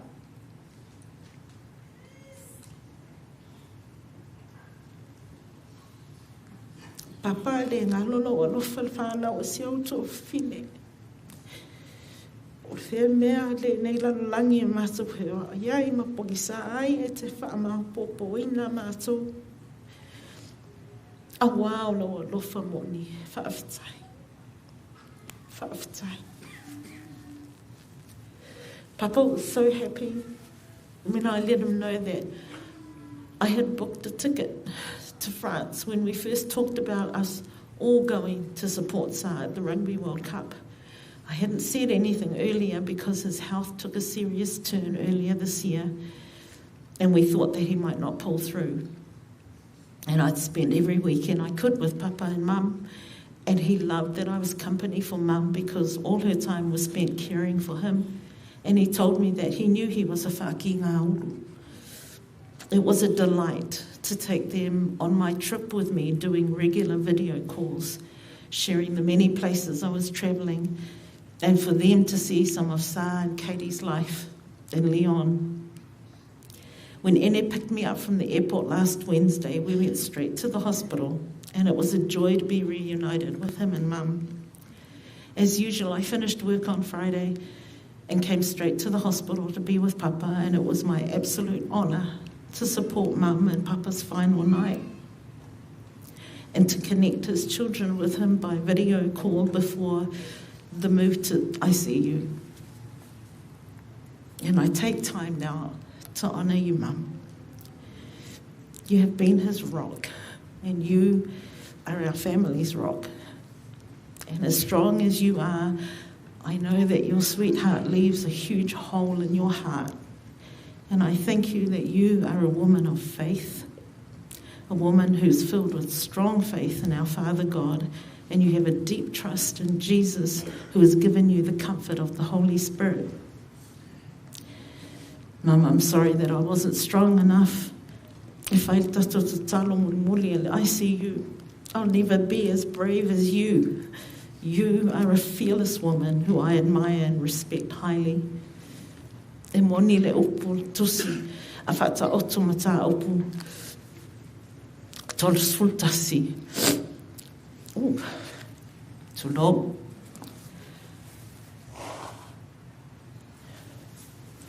Ise ama miole, a woman of noble character.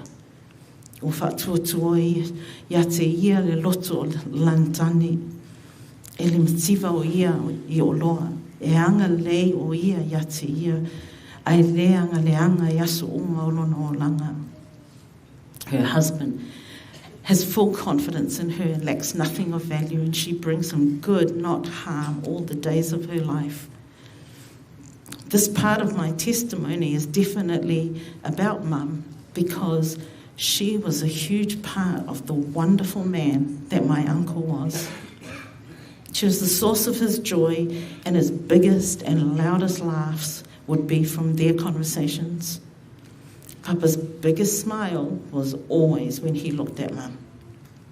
Papa was very mimita about his beautiful and talented wife, and also all of you children.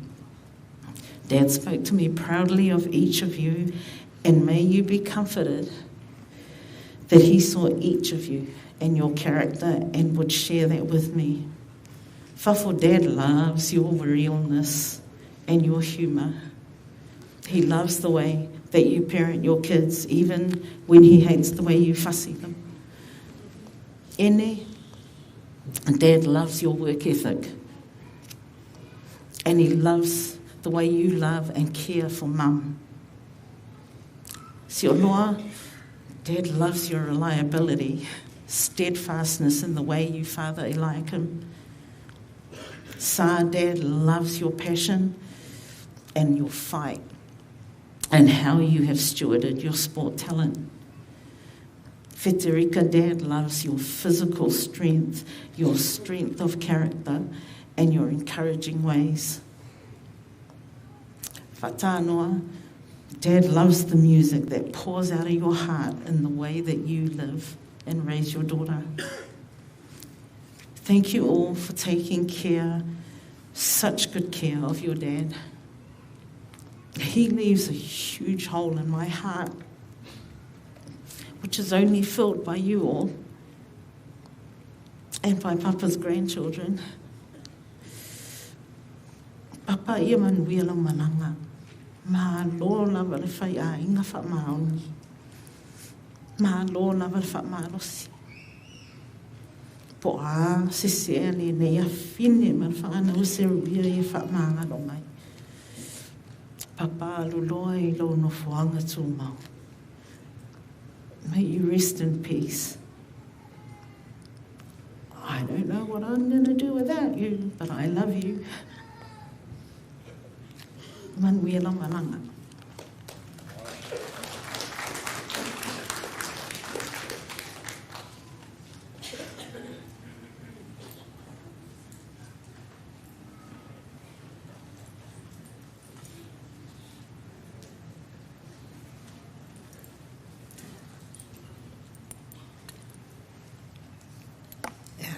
Fatalofa atu le mamalu malpa I o le afia. Po I le sunga whawhetainga. Laso le nei ua whaia Iova, tātou te oli oli, ma fia fia ai. le aso le nei, o le aso fia fia, ele se aso whananoa. Ai, ele whaia se upu foi ma se moni ma. Ai ao le tau malama puai lo tangata. O au, o mulusia manu tai, o lo olang, sa o wola mai yo matua. Ai sa whaia matina, sa whaia o matama, a se luia, i tua whawhine leo, Faatanoa. Sa o mau ese ma mau ina ua. Si tia lo matou, whae boi buatu ma maa nofu sa tapuan. I nana a mata ilo o langa a tere ia o aua o ngā whatata. Pa malulu watu. Le ala foi lea le mwhai o no o sila fia le tele o le au salai lua mo matou ai. O na sa o nofu ino ese. Ai o ifo. Sa mau ai la mafutanga. Malutu mai o Faatanoa. O Faatanoa. O lo mana malamba lea. Sa o ta ma o tina iai. Te lo taimi mato te mafutai ma lo mato ainga. O te whalongolongo i upu matala ai whaia Faatanoa. Ai ino ua o maua le tala. Ino ua ta uili atu le uso ua maliu tanoa. O le pani mo lua lea ua o longonai. Ua malini o loi mata no whapere. O, ai se au o tangi ai. O se tangata mua lea ua malini ai o loi mata. Ai se a. O le tangata lea sa teo pe se fungala au sa teo lolotu. Sa o sa whai mai ino la ti mo whapean. Petua, whawhitai. Petai ane. Ua maile la ngona lo loto le winga tono le Faatanoa. O te leta ua Faatanoa Matapula. Taimi uma mate mafutai Faatanoa tanoa. Ale aso lea, na o loa ai le winga moni o Faatanoa. O ia tanoa lea, o le Faatanoa lea. Na tui to tono lo mato ai. Sa tafe mai ai le vai, sa fe inu ai lo mato ai. E mua na o whaafitai le atua.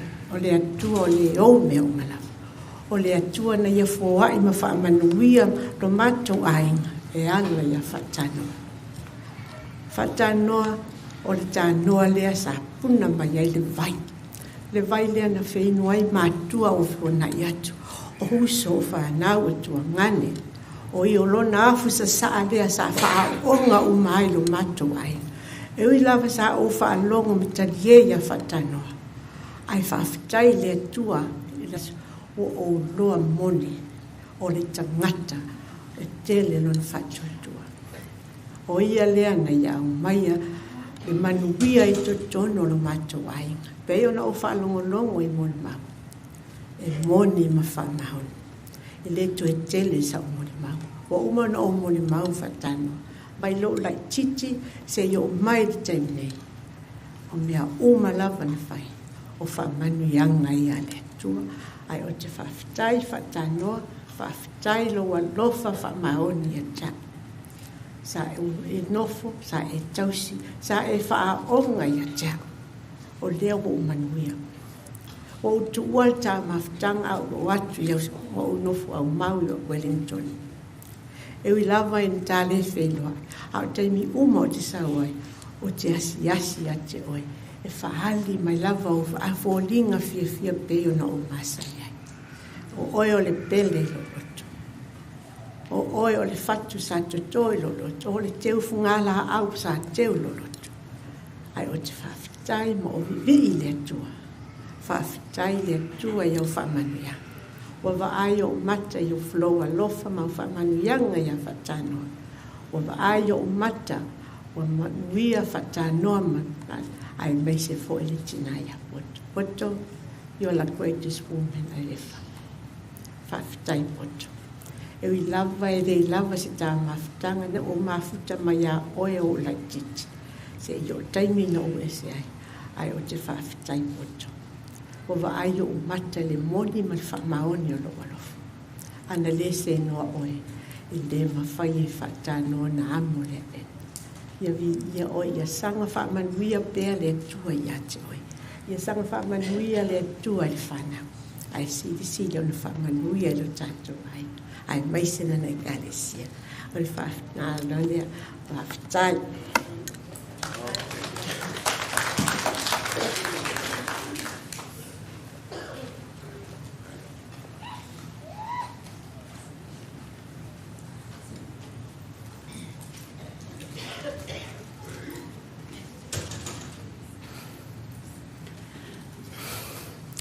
Ia, nei tu lai le umis whamtalanga. E mo le whaftai sunga tai o Saninga, o no le nei avano tā ua. Whapena no tu lai atuai i luma le mamalu o Samo putu e mai se o auna, latu whalitua, ia masamua atua ainga na lua, ia e mai se tina whawawau ia putu, ma le no fuialo. Io la lo tu lai fai sina moni ma pu wa te lo foi wa vela al fala fa malu luatu o o lo wingo o tu pai coleti mai o fono ya o tele mai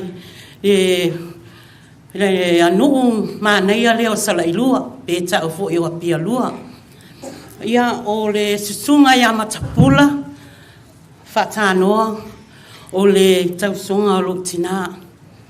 O lo tina wa valu sifunu ma le valu o na tausanga le tausanga. Tausanga fōpe au le leola ma le malosi. Ia lewa mua malanga le. Ia siona tei po le sunga ya Matapula. O lo tu laila. E le na tia le alofa ni nei. Ia Matapula Faatanoa. A o whainga luenga i Samoa. Wa ye taimi wa aia le o ngā luenga matatongi ai ona uvili mai le iai peno ona tusi mai iai Matapula au le Matapula o ia Faatanoa o te mana o te alatu i New Zealand na ia whaia pepa ma o sawa i New Zealand mo le tolu maasina ona a o le i uma le valus fulu ma le ono na le uma le tausanga le nā le a Novema valu ono no usawai a mata le valu fitu ai whangai oi loa ia whamai ate au ati toe alu no fueva ai sau ngā luenga e tausi aina i o matua na fitosoani malosi ia peka le tofino Faatanoa le whangai oi ngā o mea uma taimi nā sa whaimai tangata e whaingata au te whai atu i ate o tō taimina, whai saoa i le General Affairs i Wellington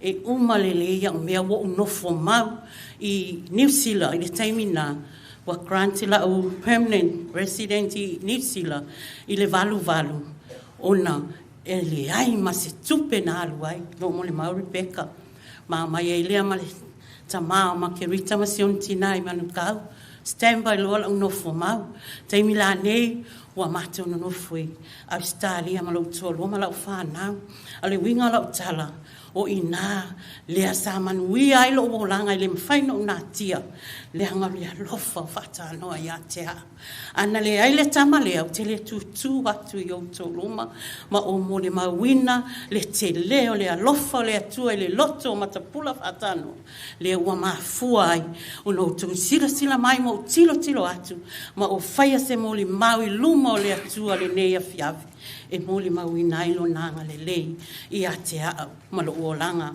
Faatanoa Matapula Faatanoa whaftai tele lo wanga le lei ia whamawhanawhana fo le atua ia poto ma le whanau ia whapenana alu ma le manuia lau malanga ia ilene ia fiafi suafo Yesu amene.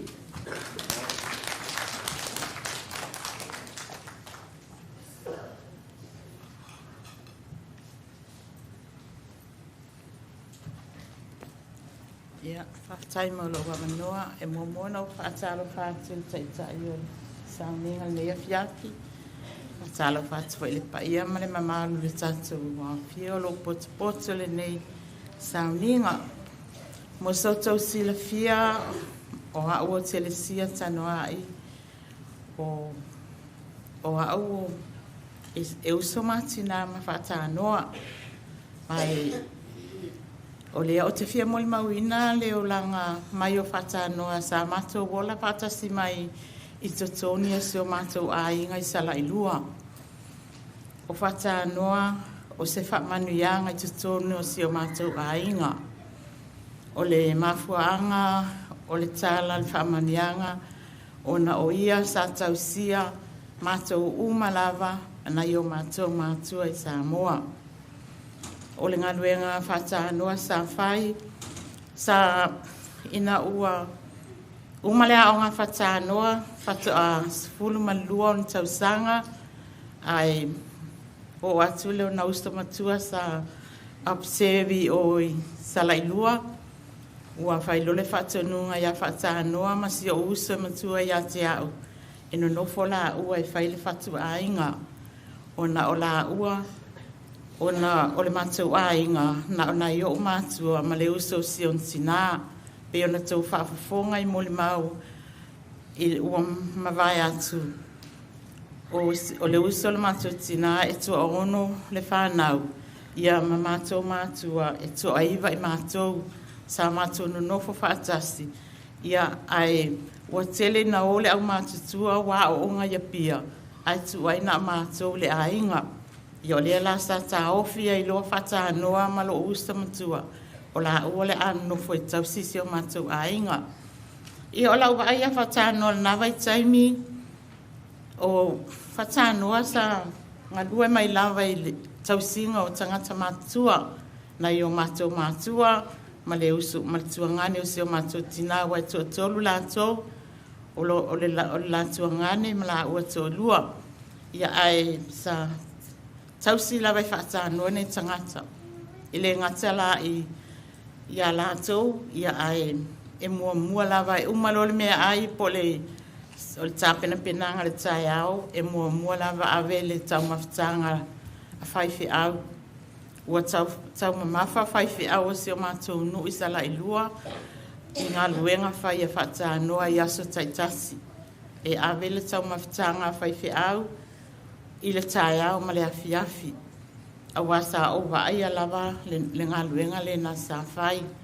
Mai I la wa ai fo ia whaatanoa I tonu matou ainga, o lona ia lava no fuanga o tua I le taimi I po uma, maso uma, o ia lava sau whai tua e lau le matou mea ai, ma whaasua le matou mea ai, o na matou te tua tele.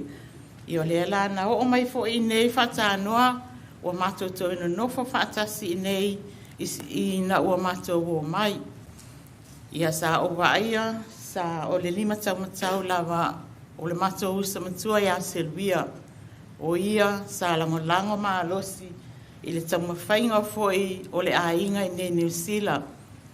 Ia e mai se lava le o singa o aina whaatanoa I lo lotu alofa. O ia se tangata I lotu alofa.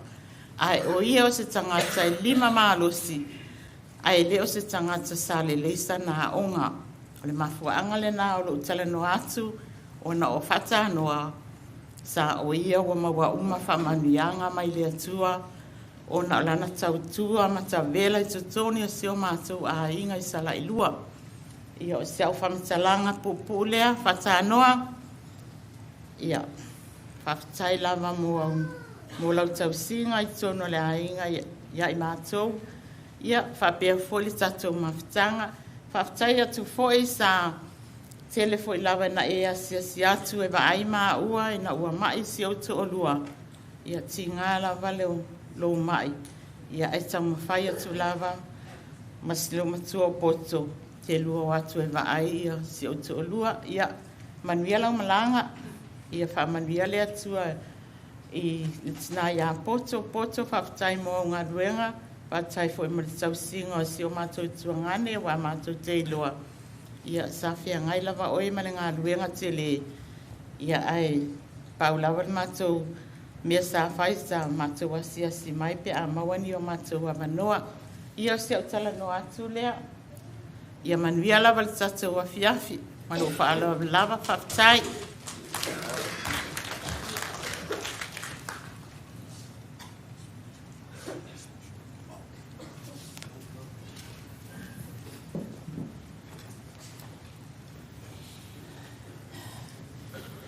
Ia mai statau mili. Mili. Lua pati. Hei. Ia sei babai ai foi o nene ia fiafi. Whaftai lava. Whaftai atu I tūlou lava le pa ia. Susunga whawhianga ia nei. Ia tā lofa lava. E whasanga e o matai maunga.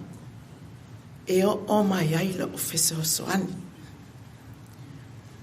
O lo ofeso soani mai lea li ilea. O lea na whaia le langi. Ma le lalo langi. O lo ingoa. O ape fui awai lili le ota. Whai unga mai le nuu lata mai ale o sala ilua. O lo utama. O lona tua whawhine. Le tina. Ia tu lona tua whamatai Matapula Faatanoa Taufua.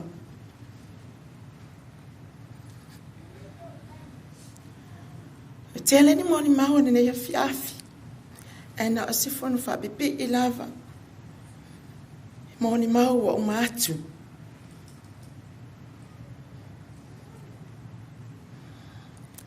Faatanoa. O se tuangani. Ia I mātou lava. O mātou e tausonga uma. Ai ole ainga lea. E le taua ni tausonga mātou uma. E taua tuangani ma tua whawhine. E te le whalonga whamea cousins o manesi. Nga usa o te ona I fuaha ui e usua ma tuangani tangata uma. O le tamanea. Na ia tausanga inu awhas furuono. Sa wha mawai ni whaifi au namo sa la ilua. Au te la ilua la o la ni fialu I sa moa. I wha mawai nga matavi ta Roma. Ai wa whaisi no matua o poto. E o atu esu eleme o te whai nganu enghai. E whai atu lana manao. Pole ale aso o te alua I sa moa. E whai elanga nana booking mai e o whaakasi. Wa o te ine. O atu no for the tabali. E no atu tausi a poto. Ape. Whai me Matapula pola. Te aso lau. Malanga I sa moa. E fi alu te lua o. E alu I fea. Me alu whama vaenga matavi ta Roma. Whai aku I o le aso. Ta ulo le aso. Le aso na. O la la te pisi mate whaatau. A wala tu le whale, whai mai la whanau. O mai whaatau lu Matapula ma poto. Whai mai po whea o lua whaatu la whaatau. Ia mao atu lo le whale. E te utoi o atu muli loa. E maua loa matutala noa loa. Whai le toinu le maha malanga. Mao loa.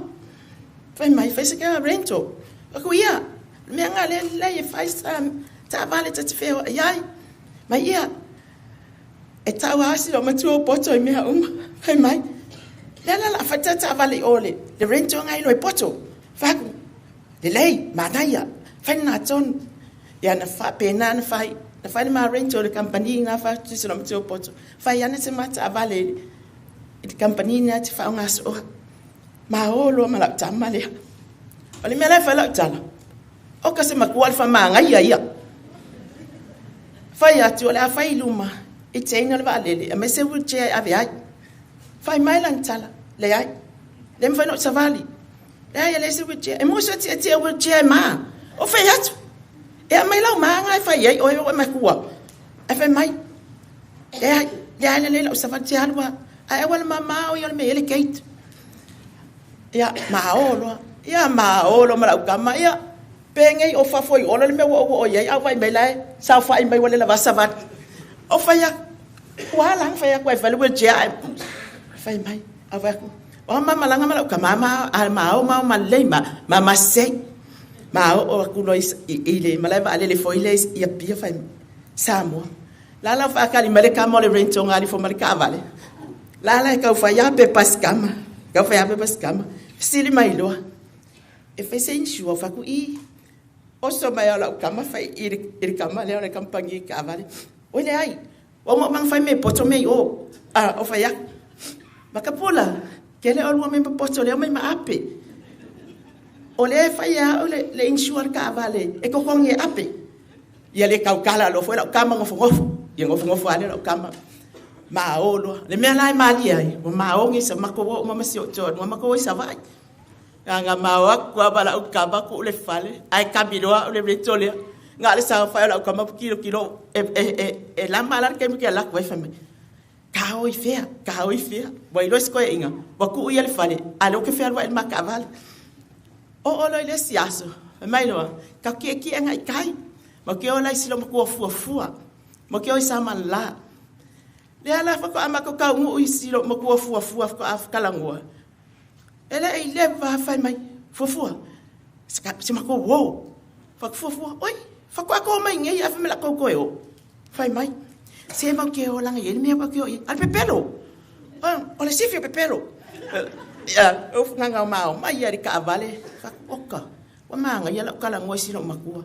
Ai se wa ku foi o fe ke alu yela pelo ngai fai mai aru aka la le ka o kamaki aka ele o kele fa ke aka la amaka la ngoma ka le posesi o ma ko fai se kala I me alma ko ainga e fai lo se kala sesi e ki nga se mele madie ai e kangi ala aka ka ke lo o me la ye o la aka ia e tele se me alo fale atua motano tele me alo fale atua.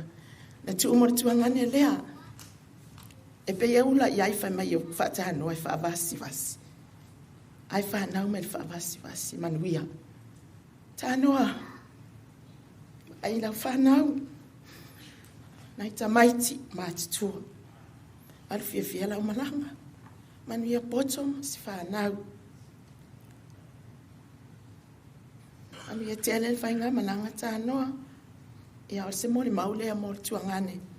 Tai lava.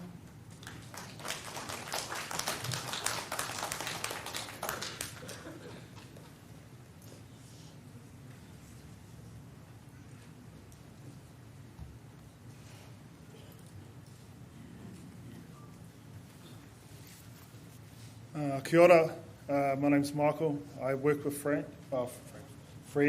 Knew him as Fred at Fonterra. It goes back probably over 20 years. I first started, Fred was my foreman. I was my shift supervisor. He has a really special part in my career when it comes to Fonterra, when I first started. I always used to think when I first started, everyone told me when I was going to go into the night shift that Fred run it pretty hard. I was like, oh, well, so, what you sort of, what do you mean? So I always went back there and it always came back and I went into the night shift. He was running the night shift at that time. And everyone, it just worked like clockwork. Everyone just did whatever Fred did, what he said. Fred would say that, they'll jump. And everything was done. And I didn't realise, I only realised later that everyone was related to him. Everyone, Frank's down there. But everyone was related to him. I just didn't realise that until right at the end, because when someone passed away, half the shift was gone. For me, he really holds a special part of my, like I said, my career. We spent many a times, because everyone was related to him, in the crate bay, if you've been to beverages department, me and him will sit down for hours. He'll sit me down on the crates, and I'll go, oh no, I've got to work, because, you've got the bosses there. He goes, no, sit down.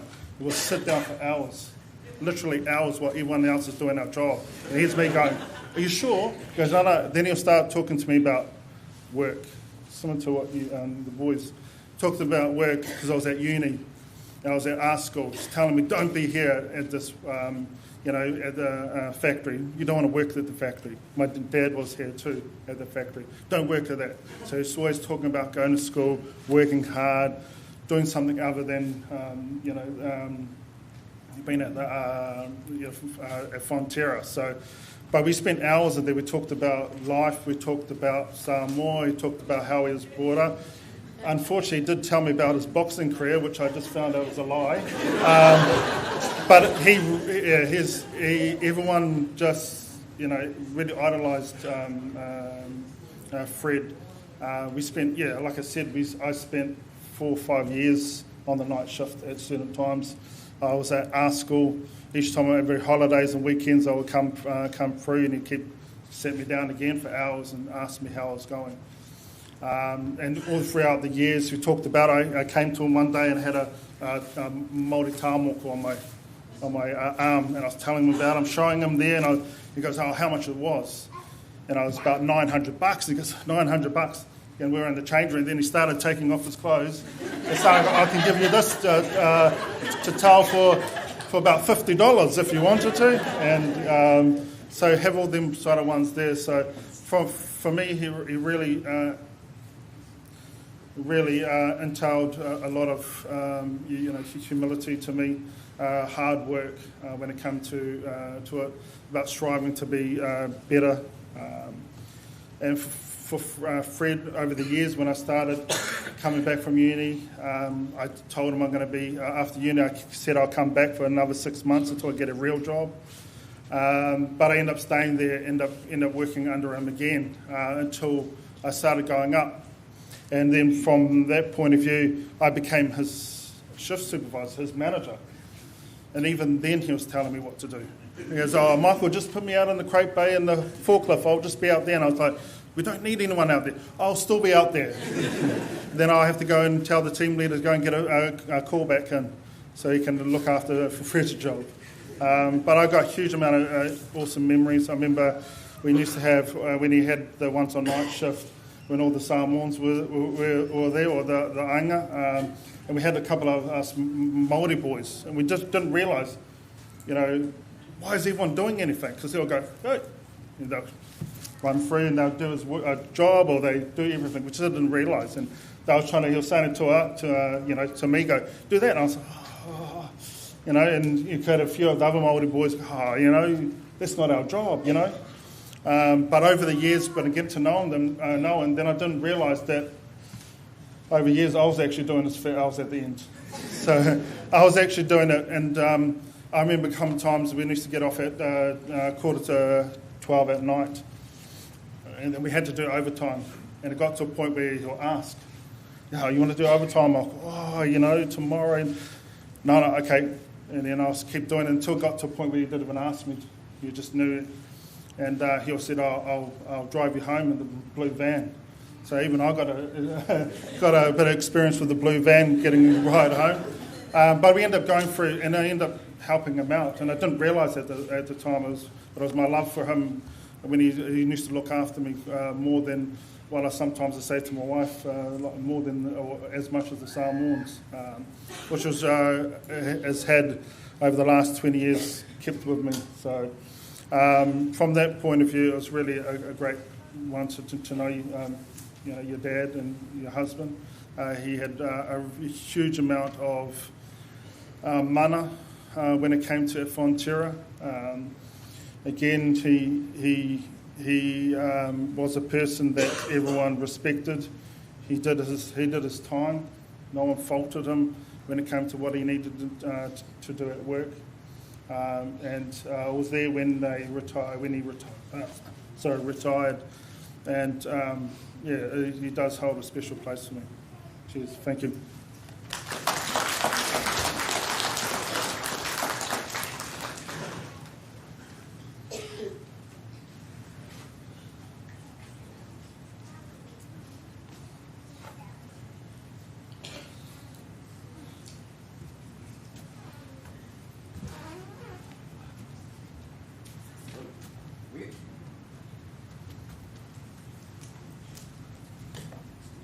Ia, au te muarawa o whaatulo atu tātou sauninga nei, sungai whawhengainga e taitai o le tātou sauninga.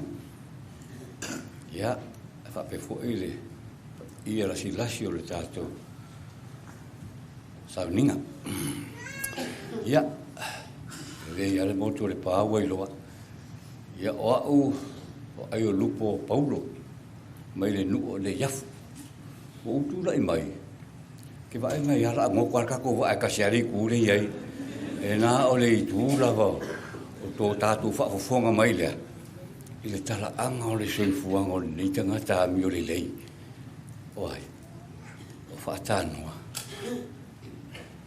Ia, e le leo no tō whaafonga I se moli mau a le aingo poto. Ia wale ko kei whaafonga mai iai pe a, pe kaupua pa o, pe kaupua le lei. Ia po le are ko e kaupua le sa tau tua mai pe whaapiko nga o kou ai le lei mai le mātou pito. Me le tala ta vita ina o tisaulo. A we o mali liu toa o mai mau ai au pe mo le tawa. Yo le matu tala le matu ainga o le toa le tama le. Ai le o mali o ka ke kia au pe nga po ai se yo le fa na wea. E ma fai una fetau I ai. Ka ilo po ai se yo tama nei. Ia ma tene. E ma fai una fetau I ai nei au pe nga tawa. Ia wa alu whaatanoa ke le mea le wa tati tia mai lo na soifuanga e ma whai ona taita ina I roto soifua ma tati wala ona tako whaaranga longa umare nei po maanga ia I o mori mau o le me pito iskilana tau o si tangata fia I lo lewa ai ma lo whaarongo e fia I o wawa ia I o lata ia e mata fia I taimi umane nei tangata o whaatano. Le lei o whaatano e le mātou mawhitanga le mātou ainga. O le tautua nei tangata o whaatanoa. Ia, si o kara mua kwa li melea. O whaatanoa o lona lua I leo whaiawa le mātou ainga o mari liu. O lo I mātou mahuta mai fo I Malaysia o a whawhinia lea o mariu fo isi on to lua o leitu sa ano nofo me tangata ingo I a tau whao I ona whae ngofo I lea na mātou ainga I a nonu maro ono o le lei o le tau tuare tamarua ai te fo ua no nofo poto ma whaatanoa sole e se fo I le lei o ngai whaiawa sole ia kakao whaiawa aku o mo e se le lei lana tau tua na mātou ainga ia wa papatu mua I nei ainga ia mako fai ngo hoi le ia lo le suafa I tono le matu e lua ia suafa le ia matu ainga ana na lua ono le o le tau tua pe ana le ai mai mau ia si suafa le matu ainga awa ana le tau tua le mau so si tangata nga lu ia la e ia lo na tau ia o le tau ina na ave ia le matu ainga o le o le tau tua nei tangata ia ua kele whale o whaatano o whaile mātou ainga I sawai I nei iafu. E pako o soku fo e wale le mātou whanua tu wala awala ko ke waia ia I ngā lue ngā whaatano sa whai ai. Ia mapoto. Ia whawhitai le nei. Whai a vai e se lea mio le lei. E ia o le fio ngā le tio ia o ai se ua ngā maua. Pe fu ia le tala lena whai e stina aerea. E mawhai au ngā le liu. Ia o se tamahali lei ma le lofo o si tina o na maua. Ia o sa maua e poto le nei tama mi o le lei e na o le atarapa. Ia saka kilo ia poto po e whakewhere la lofo mpatano. Ia kilo pe ko a maua no se ko o lua whaatano I na ua o no nofo masi o waka whinge. Ia e ngongu foku I o le tangata lava o le waasi si whai a wā o le mātou ai. E se le lei. Ia o le mori mau waku la le mātou ainga. A o kawai mai, ko kere I whaafoga I se mori mau le mātou ainga. I le ngā luea a whaata noa I tonu le mātou ai. E se le tau tua le lei o le leitangata. Amu ia se ainga ma se nuu ma se rara whanga sa tau tua ai ia. Ia le tā mane ia whaata noa. Tua le mātou mori mau watu le nā I le kerangi mākou upu. O le mātou mori mau atu nā mai mau pe ana le oti. Ua tātou te ai ma le nei au nanga lue ma le whaamahoni. au na tele lo na whaatua i le tua ma ua whai e ngā ruenga e whaatino ai le whaatua e le ngata i o tātou ainga o mai māsani ia e maise fo le tātou mawhitanga i le fia whaamadu ia le tua tātou sauninga nea fiafi.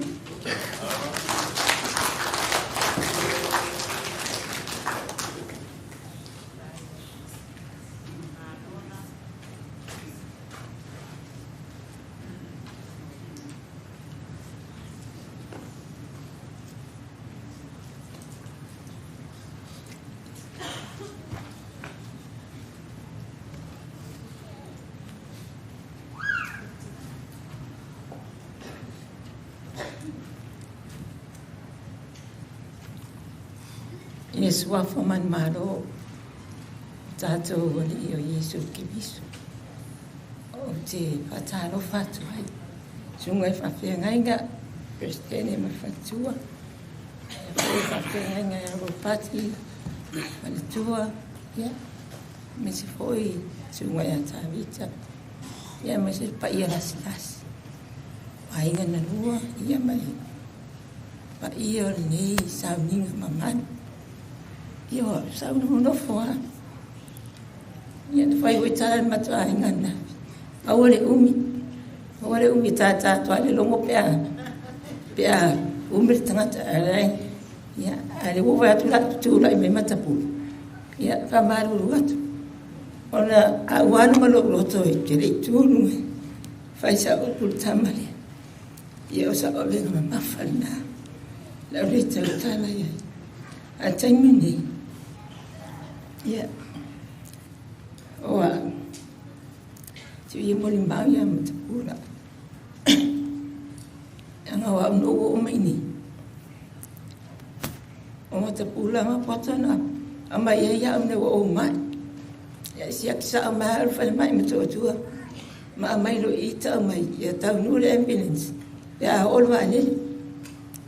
Ya o mai ya mai ha lu tia. O te o mai mana vani. Ele le vai ta nu ya le si o kaseni le o aki.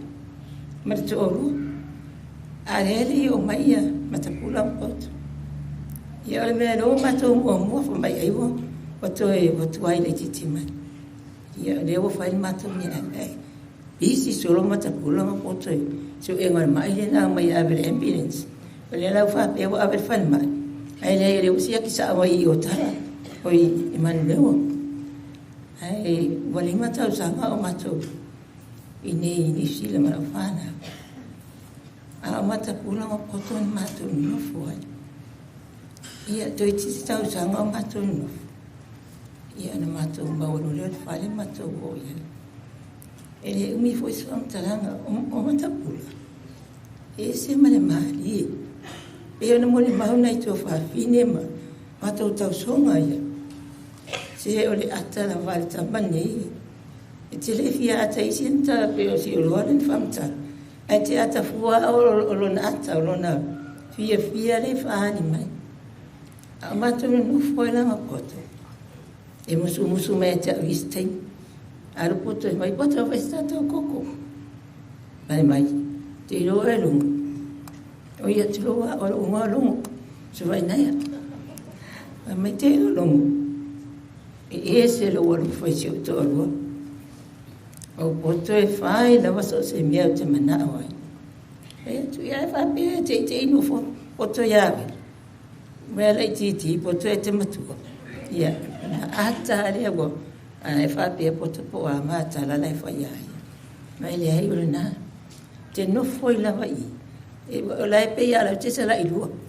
I mato no foi. E fesiri me ai, o toi titi jane toi fesiri, wa e fa pe I mai, o anga nuenga isa la ilua o fai, o ama istatu ainga, ya tu olo o manuia mea uma, o alu lofa mai fo ia tato, ale mea e mali ai, nofo Matapula mai, e te iloa pinko, ya tu, o mea e fesiri e ia mea, o e te ilo foi hausi fatu, se o ia umana te ilo fai o te reo toi fai ia. Ia, fai mai lo sol. A pea, se o to alua abre hanga I fi mana oi. E awe, e a visi ia me ta whao. Ta whai whia, ta whao i hausi. Wale pinko what, e te iloa oi. Kua paule se ta maa loa i sililili. E mana e a velon tu a lua pinko. A o ta maa loa uma, o le whei ta ia. A waia. Mai ale tupe, tong te wahao tu tanga. O le pinko fo ina nei, o le hausi fo i tai hao. Ia o whai atu. E te mana e a velon tu a lua e wha pinko e tu titi nei ma e te le toi maua poto le whale. Nā le maa whio so via tau, hale maa o e te leino. Ama i e longo. Ave, se o au te fia nga le te i te alu ave poto e po fia me te alu ai anu ai. Whae mai loa. Oi, ia vai la no fuanga. Vai no fuanga lai. Me la no fuanga o ia lai le te le nela. Sa lo le te tau. Ia, o winga ia e se le maali.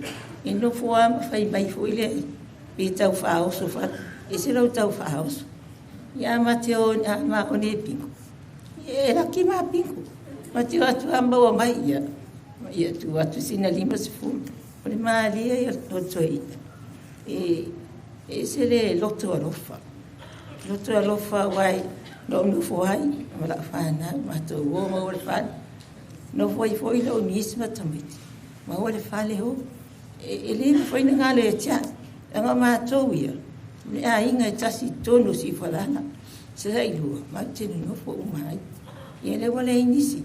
Tau le inisi wa inei uan ma inga lea. Ai whawhitai le anga lofa o. O Matapula ma poto ia ha. Ti ngale, tati wha mai ia i o saun maturulutu. Te fia te le mato e karesia. Ti ngana to ala i titi. Peto o malu peto o fitu. Ia ni ta uha. O le maua tangata e roto. O le ma e toi. Ia le maua matu e fia. Ia le wasola. Ia e pule ale atua. Ia le atua e tātou. E tau te whai ale nei mani nā. Tau te sui ape ia telin tātou tupe mania. Ia ai. Tau tu te le iloa e taimi e wara au ai tangata ia. E whawhetai ia. Matapula i lona. Anga le lei. Ma poto ia te anga la pāna. Ia fo isi la pāna. I si tai o leita mai timani. Alo lo fai ana ua. Ia pāmanu ia tele le atua. Ia poto. Ia mali whanau. Ia fo ia stua fafini a pekang. Ma taufua. E usoi. Mātou a inga uma tātou uma ni nei fo i. Ia so tātou poto. Ia pātai uma waso. Taimi whaamanuia fo le ni to e sau ninga ni tua ngane ni nei aso ia mai se fo i le aso atai hao ia manuia lawan sau ninga toi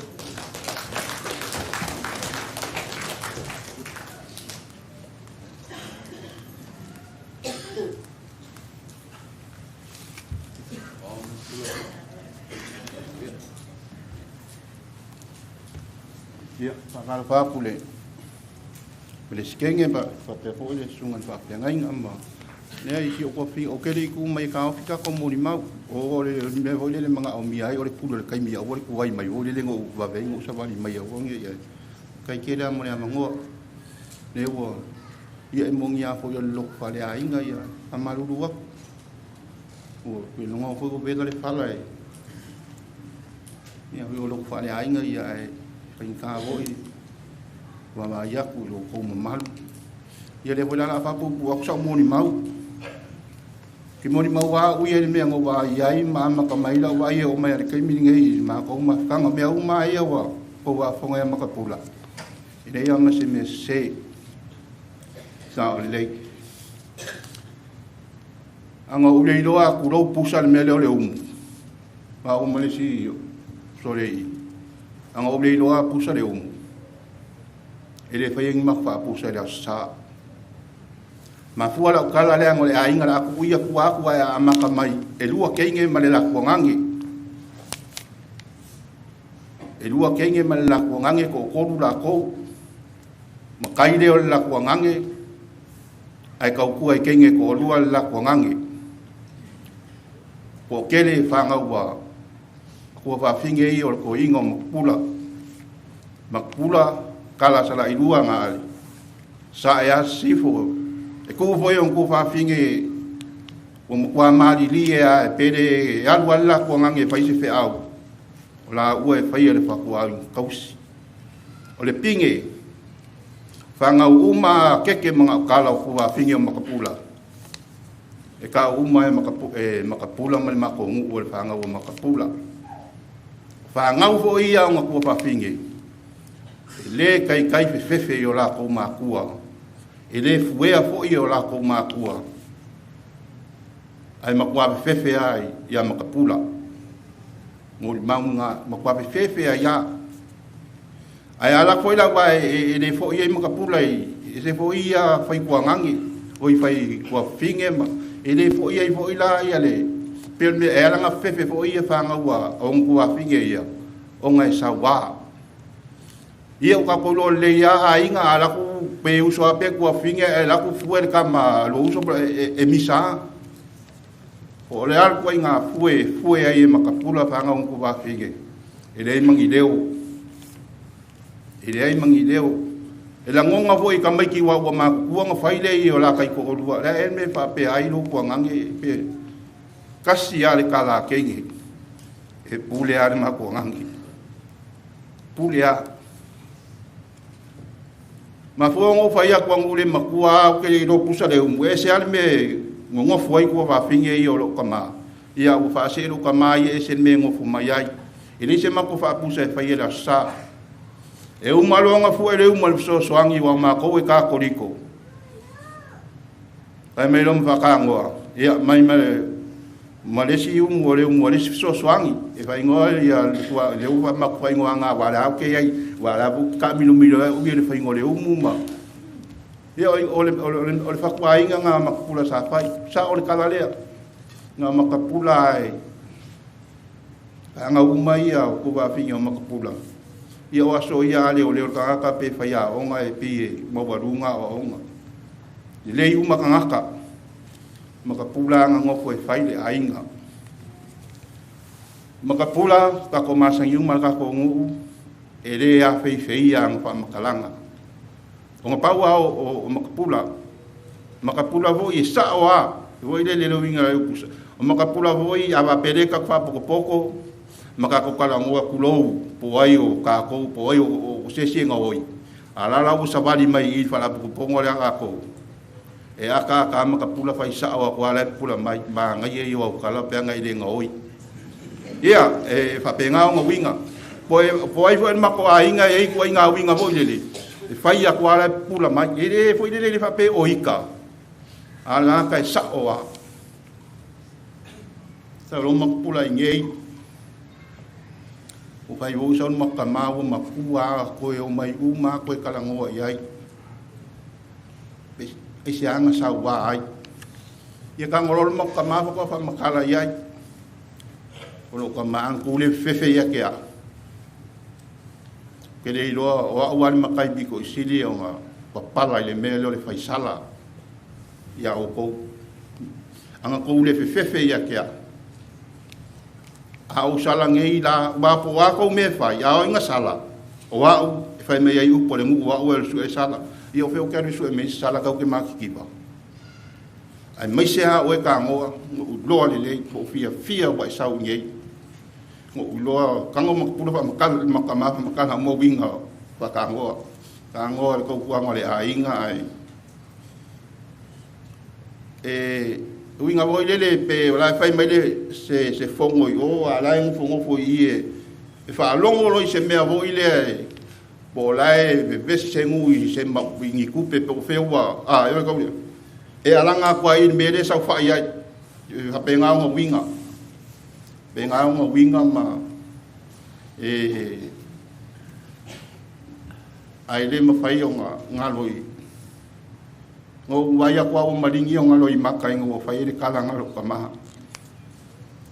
ne ngangu sawa ai ya o ko ang ko le fefe ya kia ke le lo ko ya le ko nga makai e lo makai le ka ko ngu ye mako ko ya alwa usau ka ngo ngei a fe se dau i was fulu ma le uso le i ya sa mau mo kuin kala ngo mai nga mao e faile se pare kalima lo le mako wainga ngai e le lawa o Matapula I sala I lua ia mau ke feola mai ua le se lawa ua nga kilo a kwa lo ka ma la umar fali mai lo ai vidi ka ngo o fa ko sau I vidi lo ka ngo lo ku lo ka ngo pa lo kwa fa ir ko inga le po ia vai oi o vidi a ko ki sau e umalonga musale fale le la musale pikongu wal kamal mako ainga pe fale e musale ko funga e musale ka ko pikongu anga umanga musale fale ia fale e kasian makai fai nga oi ia ko wolola ia le kulanga nga ia makai makula mau ke o mai ngei ia ko se dua baya se ko bi man mako kama baya makapula ma le sikama le sion ko finge baya o mai o le la fai makai mangongo ongo lo ka mamong ko va fingi o la kinga o le fingi o ko pa ui mongongo ia ka hore ia ka ngo fa me ko inge ke du aku e ke du makai mongongo ia ko pa u fa mai ia ko yo ko we wala vai makai o ma ko ka ma I le fa mo ma ko ka ma ko lang fa nga fa mo le ma ko ka ma fa nga wo nga ko fa fingi kau kua ka ngoe o mari kai mire ngei I le koe whaia e se rea kua I ngā kangaka I ngā osua whaia Matapula o le lau ngā ka ngoa I Matapula le whewea inga le mako ainga o mea e whai o langa ngā ioi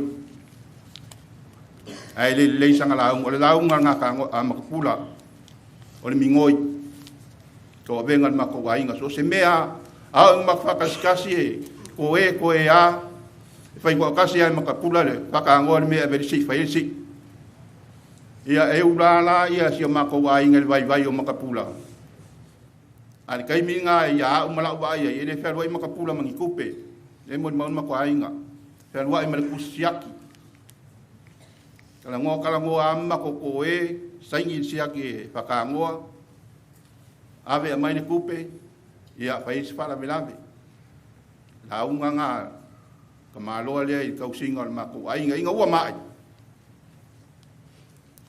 mani ule si ia nga ko si de fil ko kere mani ule si wa ka umal va nga le auso e auso umal e pa wa le ai nga ko nga me le po ia swa la me mai samua e dingi me fo ia va pe e ka pule vo le ka male ai e kasi ai o le fa ngau e va pe nga ma ko we le ni me wo I e fa nga ure ai inga ua mai ka mani o le siari I sa fa ya o nga wo sa moa ua mai ai ke ua ru aku fa mai e ke aru fa kui o le la waru e ke pole mai fua o nga wa le ko fa nga nuenga ia nga ko wa e mai ia e di se me ke pole mai e fua wo mo lo kaimi pasi mai le polo e ia fa mai le on kala le me mga oi ka ngo ia mo wa umai ka ngo le me ra fai po ama e fa ko uma mai ang fa ko ngunga ia kia I le me fai a mo vola swa la ve a sa ve mga ka ngo fa makala ku pe ia ka fai aku ia wo uma bo manga ia ba wa le bia ngal ka ko vai nga wo ngo ka tu ya para mui ka I ka le se bia vai ngale aka pa mai si o ngai le wala ki o ia ngo wa ia pi o ngo winga nga o nga winga nga I umi se kalama ke le avo ia ka ukala I o nga winga pula kai ke le amo le la nga winga nga pai wa ba ia ko ia kam ku pe ia wale kam pai nga ka ko wainga mangu ia ke le ale sa nginga ningi fia wa pe fo ia fio ngai ples kenge mas nga ia mangu ia ke le ngai po pa kai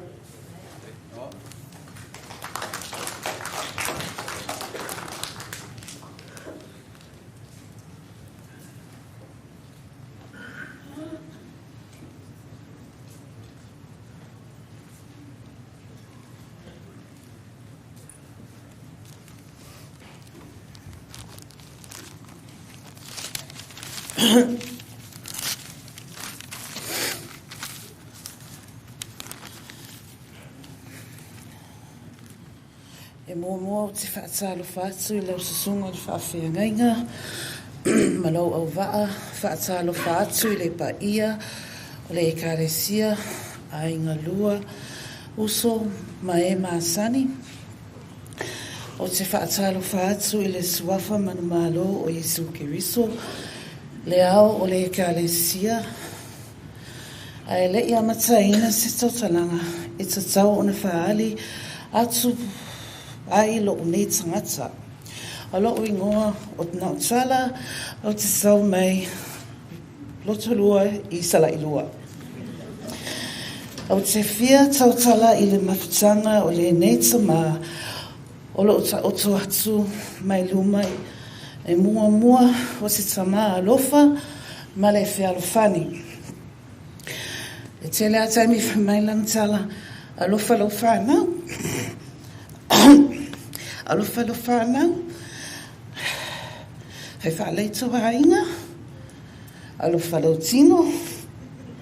Hei se whaamasi tino o la po a tele lo tino. Lona lua, se tama malie, ma li whaataata, ma ona winga. O alu rai aso atua, o moe umi le whale, o le whaeni, o le vave ala, lana masani ana, whawhangua o le tama lolea, I tato tama. E masani ana se whamailan tala. Nau tala, oe mois, moe umi, ale sofe au, ale sofe se ti. O ese ale, le vai aso nei, o misia, le tama matoa inga. Ai ana winga tau safia, ma ona winga ngalelei, ma le loso ma walalo. Ai, au te whawhitai le atua, I lok mawhutanga, mis maa tau tama pele, ele ngalo, I lo mawhau ma lo uloto, Ia manuia lo malanga tama, ia maua sau no fuanga tu mau I le langi. Ele ia se avanoa o te whaama vai le tātou tama, o le fia usu atu sau pisi pupu. Ta pele camera for my mole. Sorry, say so ia to your words.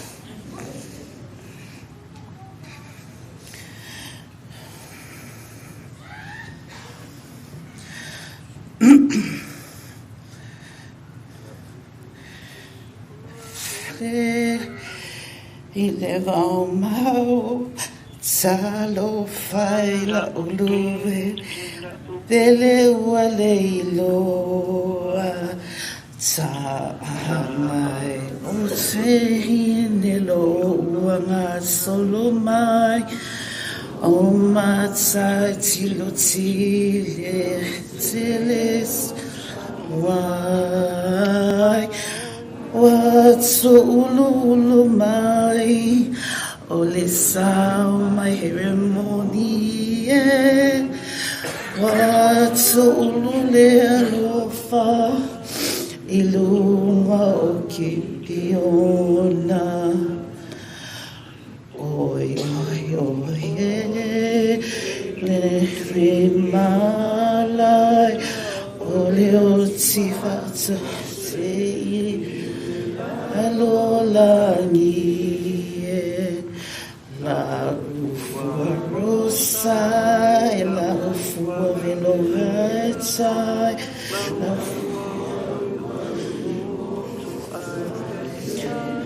sala watso ulu mai ole samai ceremony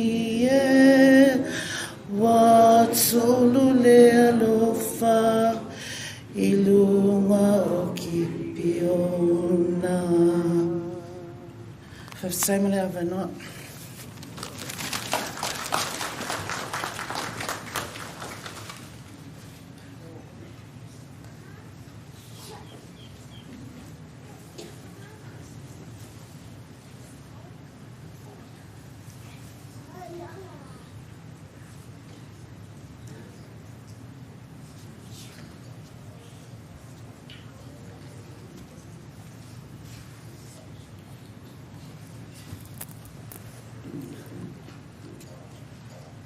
Ia. Mua lo whaatalo whaatu. Lau sunga le taitai. Sānina. La pea fo ele fionga le Liberstede o le Fasinoti. Ia whaatalo whaatu fo ele pa ia ma le mamali. O le au fia o poto nei. O tau pa ia ma o tau sā.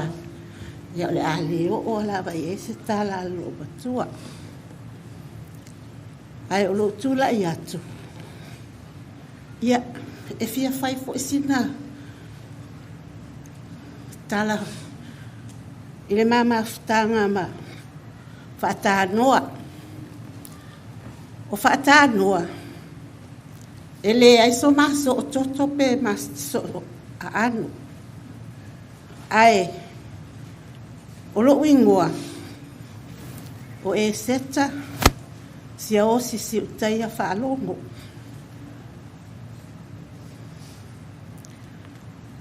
O le upu whaasa moa fwel na le masani ana whai e re telefoni te imi whaalongo ai. Ai masani na whai te whaalongo ai. A whai se whaatasinga se a inga fō. Whaapea le whaaupunga. Ia. O leo o whaaipoipo atu Ia o elea. Ia o whaaipoipo whaatasi atu ai fo i malo male. Tau whaaipoipo whaatasi ai fo i malo tau a inga. O lau tala la na. E tonu wai lea whai upu. A wā o le ala o lo tula i atu. Ia. O lo tua ngane. O le tamalo whaingatama whaingata. O nu savili si a osi. O ia lea. Na whaaipoipo atu i a se luia Federica. Sala i lua. Ia. O le ala le o lo tula i atu se i whaise moli mau. Ale au mau paolo. Au wā pei o. Si o tuangane lea sa mau paolo mai i le. A inga le sala i lua. E ui foi o ia foi o le sala i lua. O la utala la. Ina wa fai poi poia. Wana lofo se luia manu savili. Ia. Na malanga mai ai lole i upolu. O mai lole a. Matou no nofoi le nu sa fai awa yo matou matua sata puala. Na o mai. Tai mai a. Na yo na tei la iti. To olua. O manoma Federica. Ia, matou no nofo. Ia, sa waima. Whaatulo watu o la au le ta uaia la to sua whamatai. Ai leanga o matou mawhtanga ale te tonu o matou a inga. Ia, sa waima reo pena. Matou no nofo ia o matou o le whana o le whaife au. E leo se nofo tane. A o le siuso. Whapea fo ila ia Federica ma. Manuma. Reo pena. Ia ona o mai ai loa lea wa. Maua loa pepa o mai ai New Zealand whapela. No le ona taun ona ngā solo mai. Ona whai lea wa o mai. Ia. A o whatano pela ona tā ua. Tā noa lea sa no fuil a inga. Sara i lua.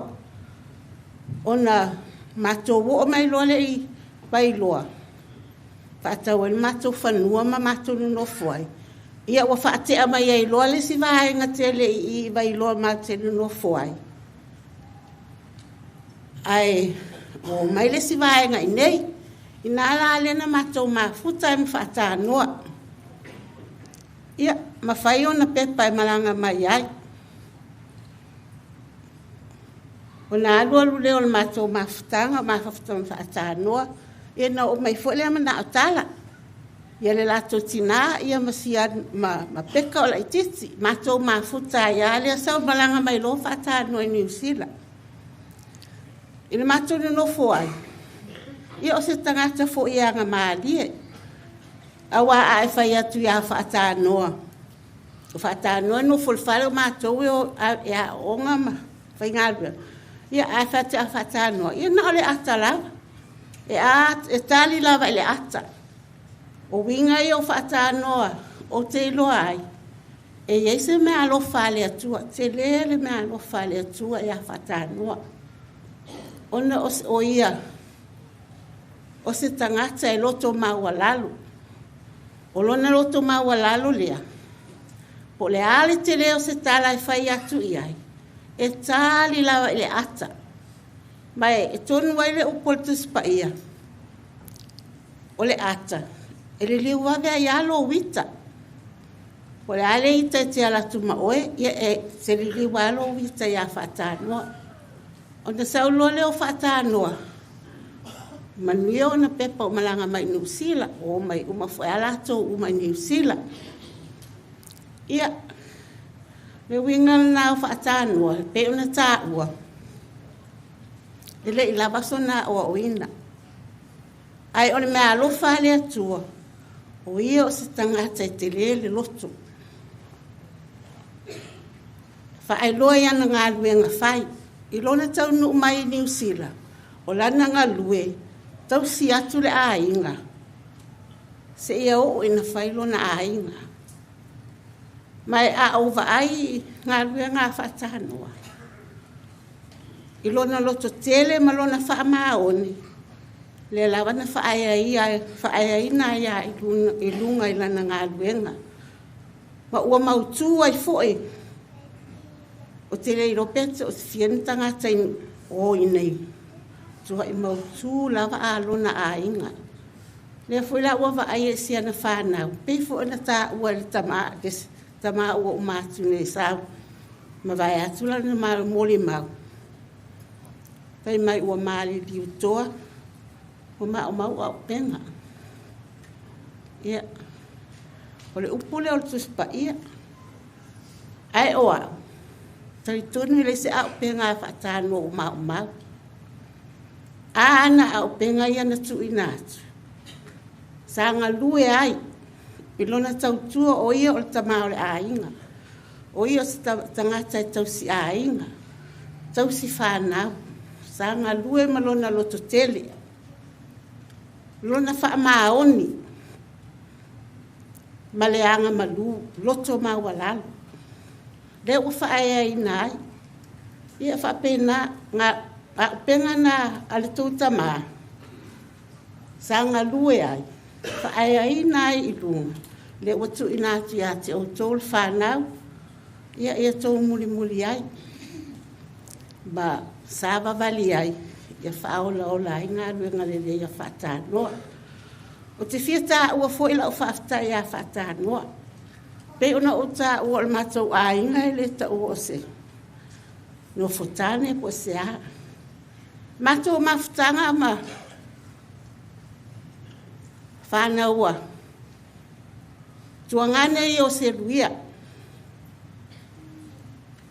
O se mawhtanga e mawhana. O a whaalavelave te tupul matou a inga. E leo atu ala hatou o se paolo. E ese la vala le paolo. E ese la vala latou o atu. E o atu o latou o le whanau. Ia. Leo a vea ilne ia wanoa. Whai atu ai se whaftai. Ia. Faatanoa ma poto. Tatou mawhtanga. Ua. Le ai se sila sa ala ai ona tatou so whaatasi peitai.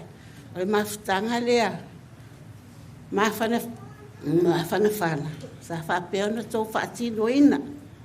O a me whai e le ma whai na nofo whaatanoa ma poto. Whapea lawa na ona o atu.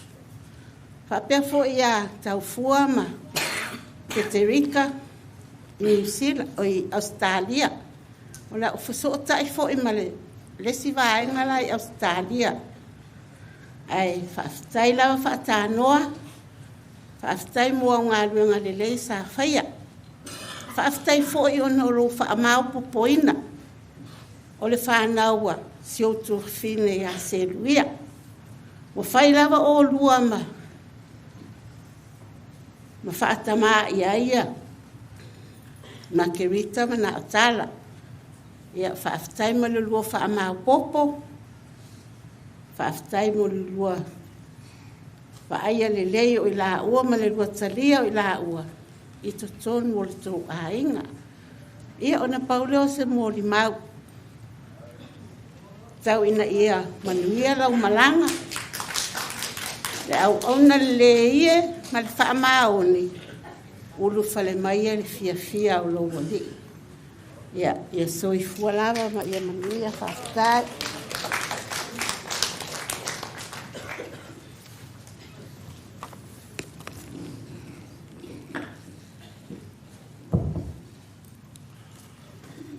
Te langona ua vela te whala. Mo turi mo moe fwere tatu tāpua inga. Le ia se tasi o toi fia whaafafonga I se tala po le. Ia e leanga o le. Sau ninga whale ainga. E anga vau mai te ngata. Pau tai au. E tasi ale mori mau mo tai au sau ninga whapitoa o tatu ta maa. E na tau se li. E tina ia poto. Ai whaafitai mo le awa no. Whai una mori mau ai pa io ainga lua. A wase tala anga o te malolea. Ia vi ia leli. Mātango fie moli mau ni a fiafi. Ele leile tua. I taimi uma. Mai se pati mo leli. Pati loa. Hei! Ola tātou moli mau whatasi le. Ia tau lala tūlunga I. Ke tātou mata. I fōlinga mātango fie o tātou ta mao Matapula. Ia ma. Ona fo I la sanga sa iai so I fua mo le ola.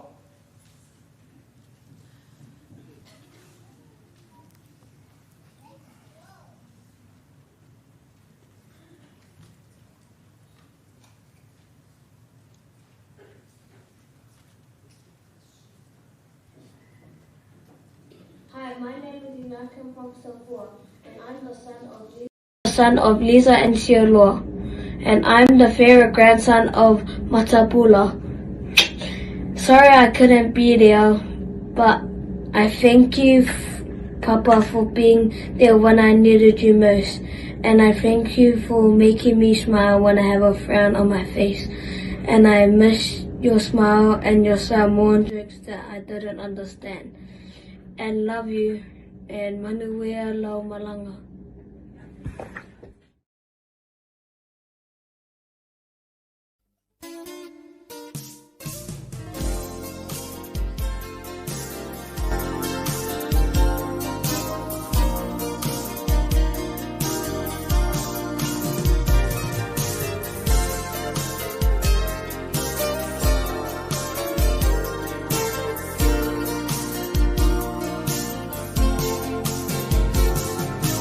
La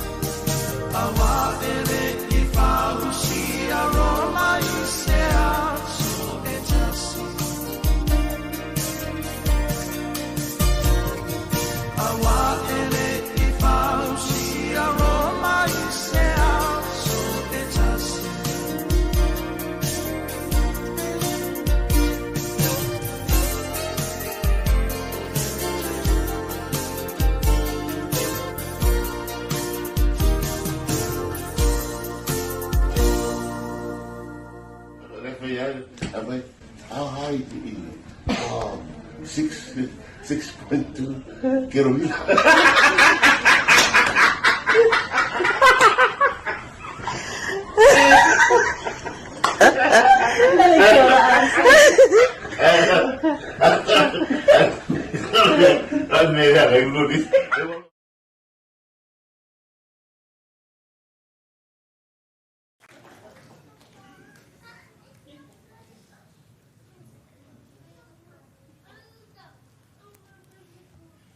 Ia mali ese a wingo toina.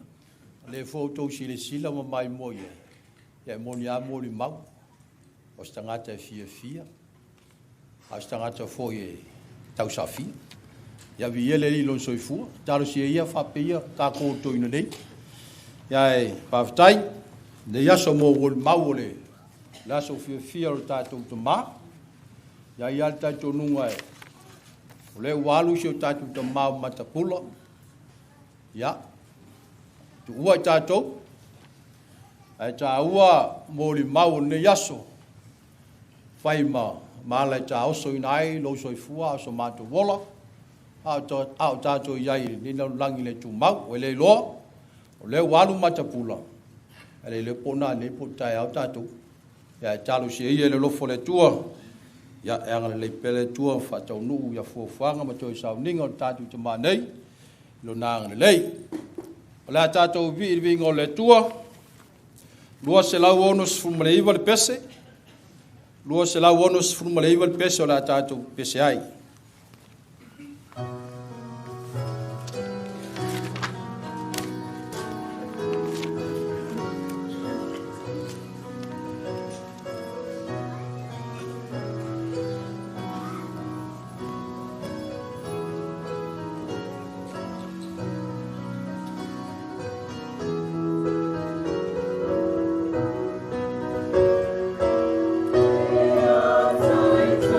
Ina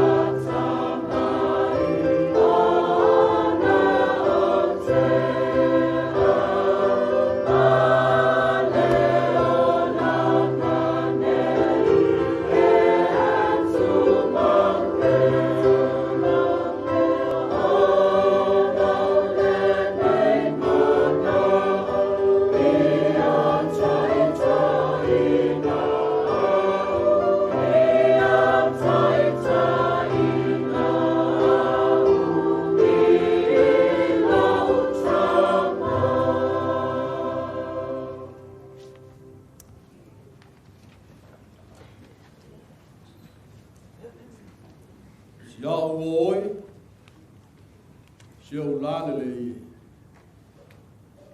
La tu la ioi. La sawia. La lupe o yana o papa. Malafitanga o i mato i nā whaali maia. O mata i a cha. So whalongo i lo leo. O wao le leo ma lie lo leo. E la le lei fo i o mata.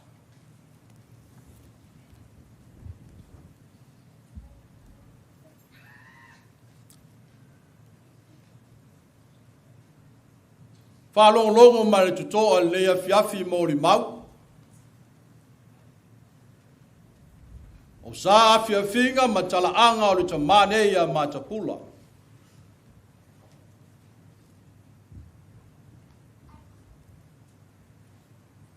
E fōlinga mai mōli mau o le fiafi. O se tamā mo me uma. The man of everything.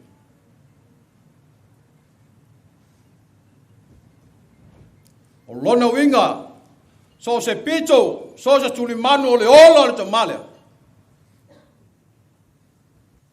E anga vaai me umo le soifua ma le ola. A sa fia fingo le fia fi, na te momoli ai.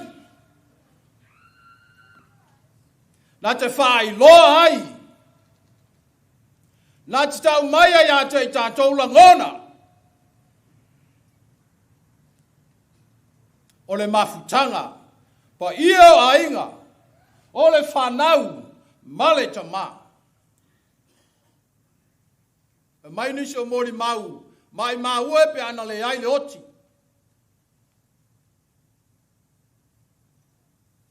Mai maue pe ana whauau le mafutanga. E tasi o le mea, o umona tupo ino o tātou waso. Ei astasi whaavavau. Wa umana iai le aso mo tātou. Tātou te le ola pea. A iai le aso e malawina ai tātou e le atua. E iai le si stepu. Po le si ola. I tua atu le ola nei.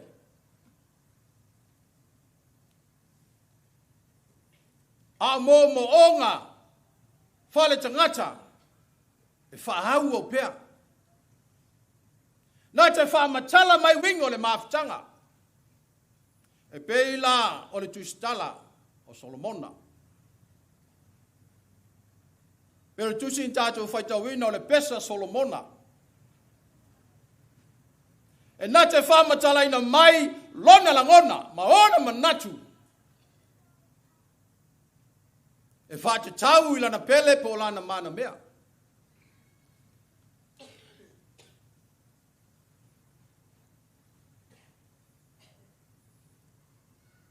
Alo winga lo a fifi ai. E wha matala i winga opu ia. Le pe lebe ma e o le mafutanga.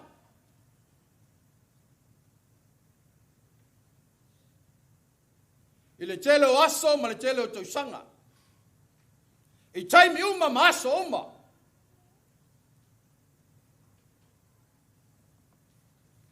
Si awa oe, si au lale le ie.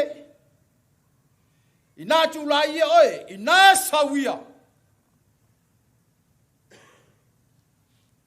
E whai loi upua Solomona. Lona la ngona i lana pele po lana mana mea.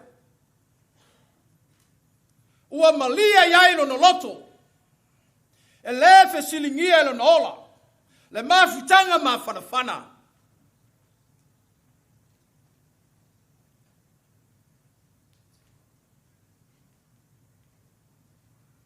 E ana whapea fwoi upo Solomona. Si au oe, si au lale le ia, alu ia oe. E fwori mai lai upo Solomona pea whapea na whamtalaina. E le fie na mana mea. E lo mana o ilana mana mea. E lo mana o ilana wo. Pe tai, Mai tia Solomona. Nā tula ia I nā sau. La lupe o iano papa. Malafitanga o I mato. I nā whali mai au mata.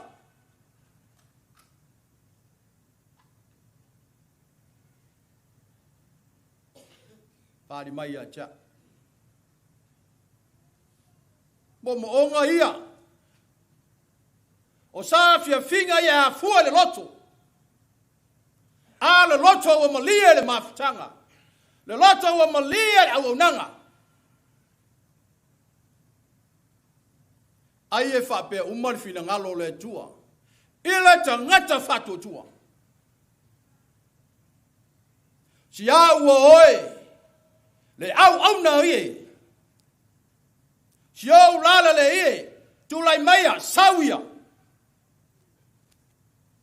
Ai e whape nare fina ngalo le tua le tangata. E tau tua ma le whamaoni. E au na ma le whamaoni. E loa lofa. E loa fe soani. E whamaoni o na tiute mo na whaiva. A moli mau ia an tātou whaalongo iai. Telo tangata na fe soani ele te malea. Ia ne wana whaatu de wharesuso sala I lua I New Zealand. O ngā lue ngā te malea. Teimina tu lai mai ele te maa eva ai ar company. Te veu nao susua ar company na whenua ia I sala I lua ia. Ia mea uma. Ao tātou mata ma tilo ia ila ngā luenga sa whai. E le tioa mala au Solomona ila na pele. Sauia. Te yo mata. Sai fa fola. Sai fa ilonga luenga. Lo fi tai tunga. Ile ola fi faola. Le ola fi maua se fe soani. So fa longo I lo leo. Wao le leo ma lie lo leo. Le tatu fa fongi mata le leo le to ina. Le pese sau suina to ina. Ma lie le leo sto ina. A wole to fa longo iai. O to man fa na. A o le leo. O lo tangi pea ma wha manatu ia poto man whanau man pa io aina. O le soifua tau tua o le tamale. Sawia, so wha longo I lo leo. O le leo ma lie lo leo.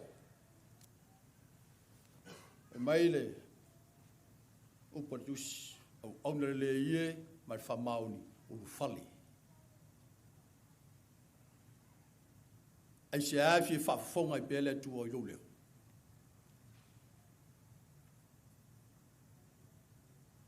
Ai se afi fa fonga I le tua. Ai se afo e te ulu fale ai. Le ngo ma lie lo pese. E fia fa fonga I le tua I le pese tang fatu. Na te lo au tafa. Na te lo luma. Na te lo tua lo nola. E le fai longa tangata. Ai fe soani tangata. Na ia moli mau a mata o le tama nei. Me le tau wha matalaina. Le maa wha o Sofia.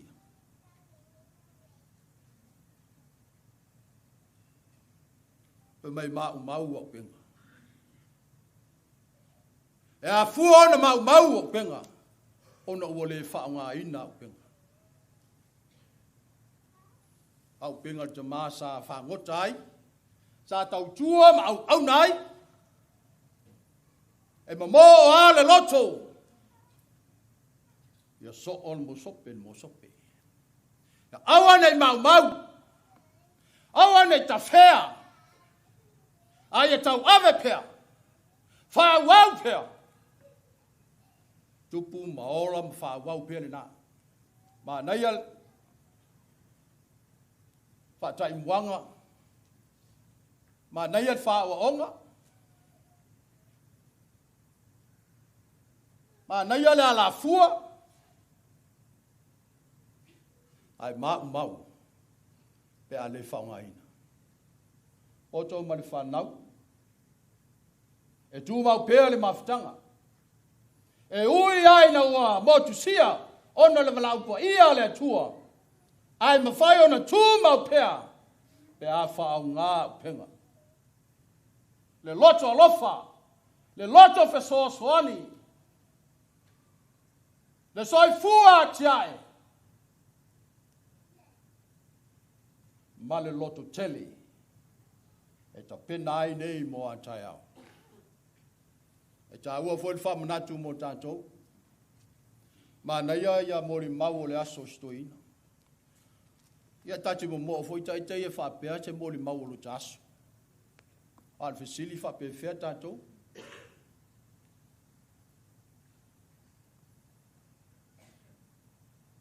Le ala nao le whai mai lo pare tusi ulu whale maia le au auna. Leanga wa maa lie lo nola au auna. Leanga wa maa lie le tua lona soi fua tau tua. Leanga wa sila mai le tua ile ngā ruenga sa whai. La wo oe, lau lala le ie, i nā sauia. Upu e whau whale le au auna le lei.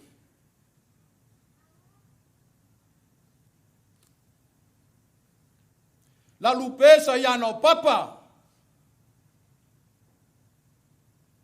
Ma lafi tango mato. Tu le lalolangi. Tu le lalolangi. Ma kapula sau. Mo o loi tu aso. Wa wala ngone le langi manongi o lau tua. Ma le ola au ona. Mo li mau ai le fiafire nei.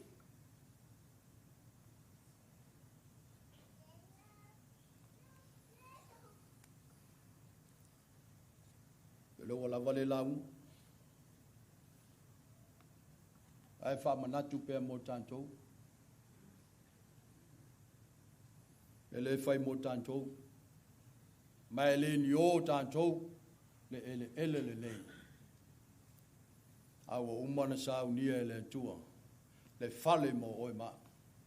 Le fale na le fa pe mai le tala tus un fale. Fai mo oi le na. Fai mo tātou le nā. Tātou te oli ma fia iai. Ne vai mai le upo Solomona lau pele anu ese. Sau fafo male ana na. Anu ese male lalolangi. Sau ia tau. Ua maalie lau tautua. O fōlinga ngā tangata whatutua. Fai o le la le lei ai au le lei. E au leanga fōlinga, ai la le leile loto. E mata ngō fielo na ola. E ala nai whai mai ua maa lie lau whalongo, lau pese. Leanga o le pese na whatu mai le loto. Na whai ai le tautua. Na whai ai le whesoasoani. Na apa i le lima i la vea i le ua mo umia, se whesoasoani. So sta ngata whapena. E maaria i le tua. E maaria i le tua na pese. Ia muia matapula iwa maaria i le tua na pese. Pe a fua i mori mau o le tamane. E tātou te le loa tātou pe o le ale si la whanga le tua i lo soi fua mo tātou. La e tele lava ina pā urua tātou pese le tele o teimi. Ai pese ia mali. Fa mana ia lo si fonga. Soifua ma le ola tautua i le tua. Fa mahoni le ola. Ona mali e le tua le na. Ma vai nei. Tātou tai au. Ai ho atu lo tātou teimi. Ua mali e le tua lo o to soifua ma lo ni ola. Pai ai o le mafutanga, poto ma nofo alo, ai ngā lua mai e ufu e whai mai a wāne wha moi moi. O alu ri tamā. Au wha manatu mō tātou no naso. E ta pena ai nei mō atai au. Me le suafo Yesu. Amene. La tātou whai ule vi ngole tua se lau se fulu mole iwa. Se lau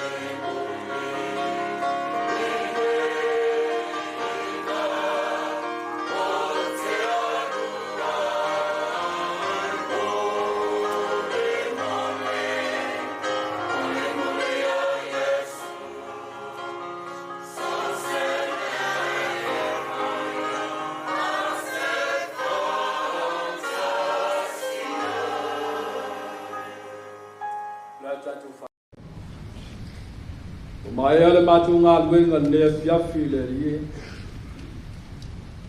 Au matu tuina tu ia tu oe le wha moe moe ro matu kama. E na o lo lava ngā ngai ma whai ai ro matu tua. Whai ngā tā ma ti ngā u tu aso whakene. Wha moe mole le rie. Mo ia le ngā ngal wha ma whanang. While ngalo mō mātou wha moi moi. Mātou ke la ngona e lo while ngalo mō la whanang. Mai tūma mai o mātou lunga malawan manuia o le tua te maa. Le lofa marifile mua Yesu Karisto le li malo mātou whao.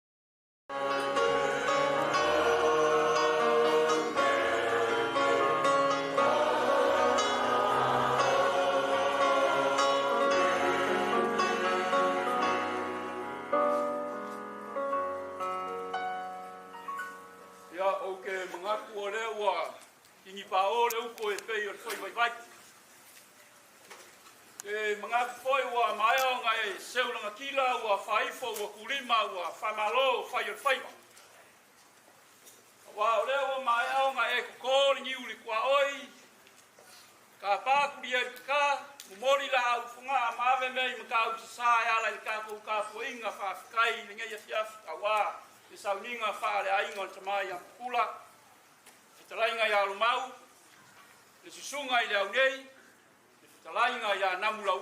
Faatanoa Taufua. Ia on whapere o sa māko kala mo rea kule nganga o le whaafkekele ki le kongofo a ko o a mese o lau kou wa se lua. Pau sa māko whaamkalanga ia alofangia e le kua ia sanga upu pupu inga pēa le ko whaare nganga ua alo kou wala winga i kiuke mawhaiva. Ua ko kofi ma wala winga iai o tau e le tua i lana whiau malanga ngā whenga. Whapere sa māko whaamkalanga e whauma i whalea kā ko upu. Ai wala waku mo le nganga o le tumu le whaaloalo mo le ava ko sunga i whawhengainga o ia le kāre siena lua olo mo ngawha malo ia i maisi fōi o le mamalu o mwhai o ni tātou poto i le nei a whiafi susu mawhi o mai kala au mai ka kou whaakea e i le ho ia mo sina whaasilinga malosi ia i maisi fōi o fuafuanga ni a inga wā le whaaloalo e kumanga masangi o le wha o lolo maawaku lea mo loo nganga mo le whaaloalo kumu i lewa kele whaatai ka kua e malei ako whapea o whaia sa wala ko le poa ako mai a kasi pio le turei sa roa ia tai sia ka ko suaku makalako ao i mai ka kua e malei o le poa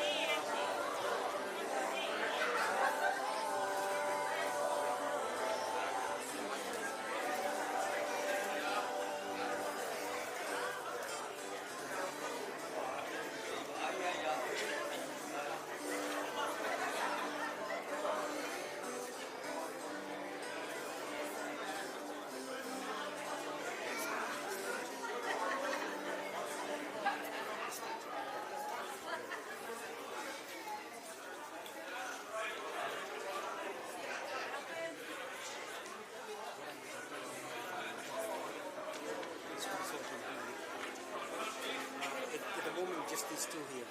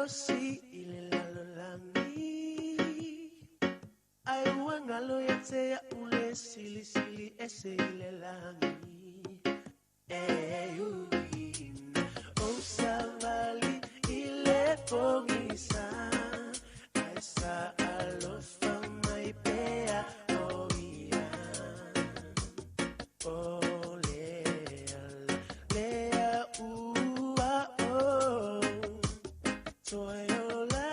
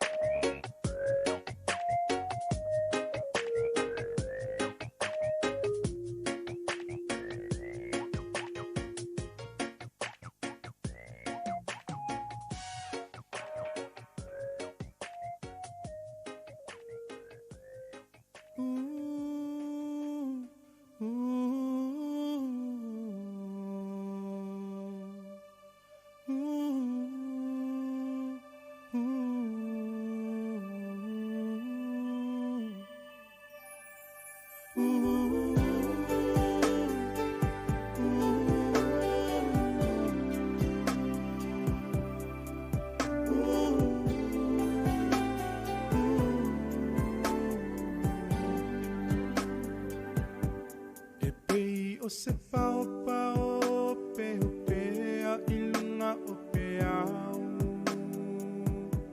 wanga ulo na la ma ua ta feta fea ilea o motu o le taula ma ua ta fea fo i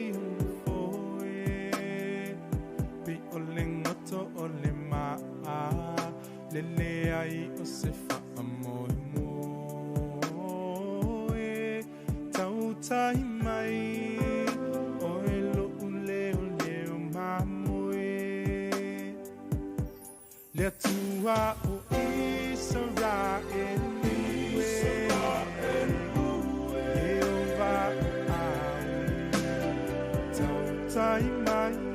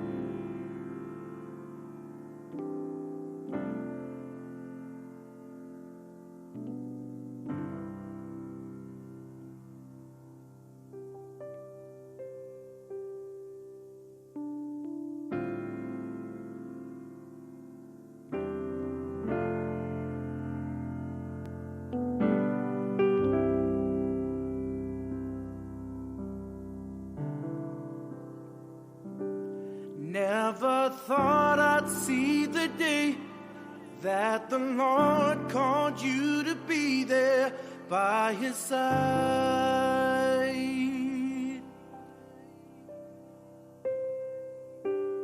I can't remember a day when you weren't around. You were always there.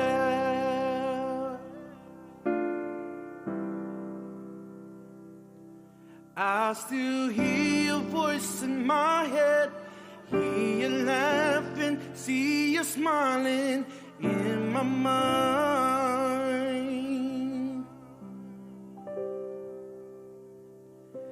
And if I had the chance again, I would tell you that I love you one last time.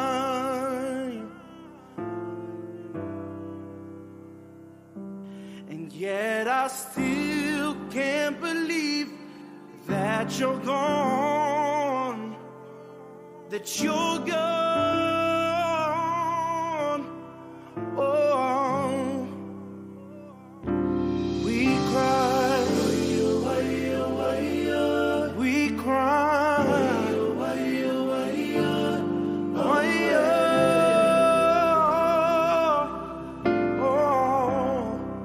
we cry, we cry. Why, oh,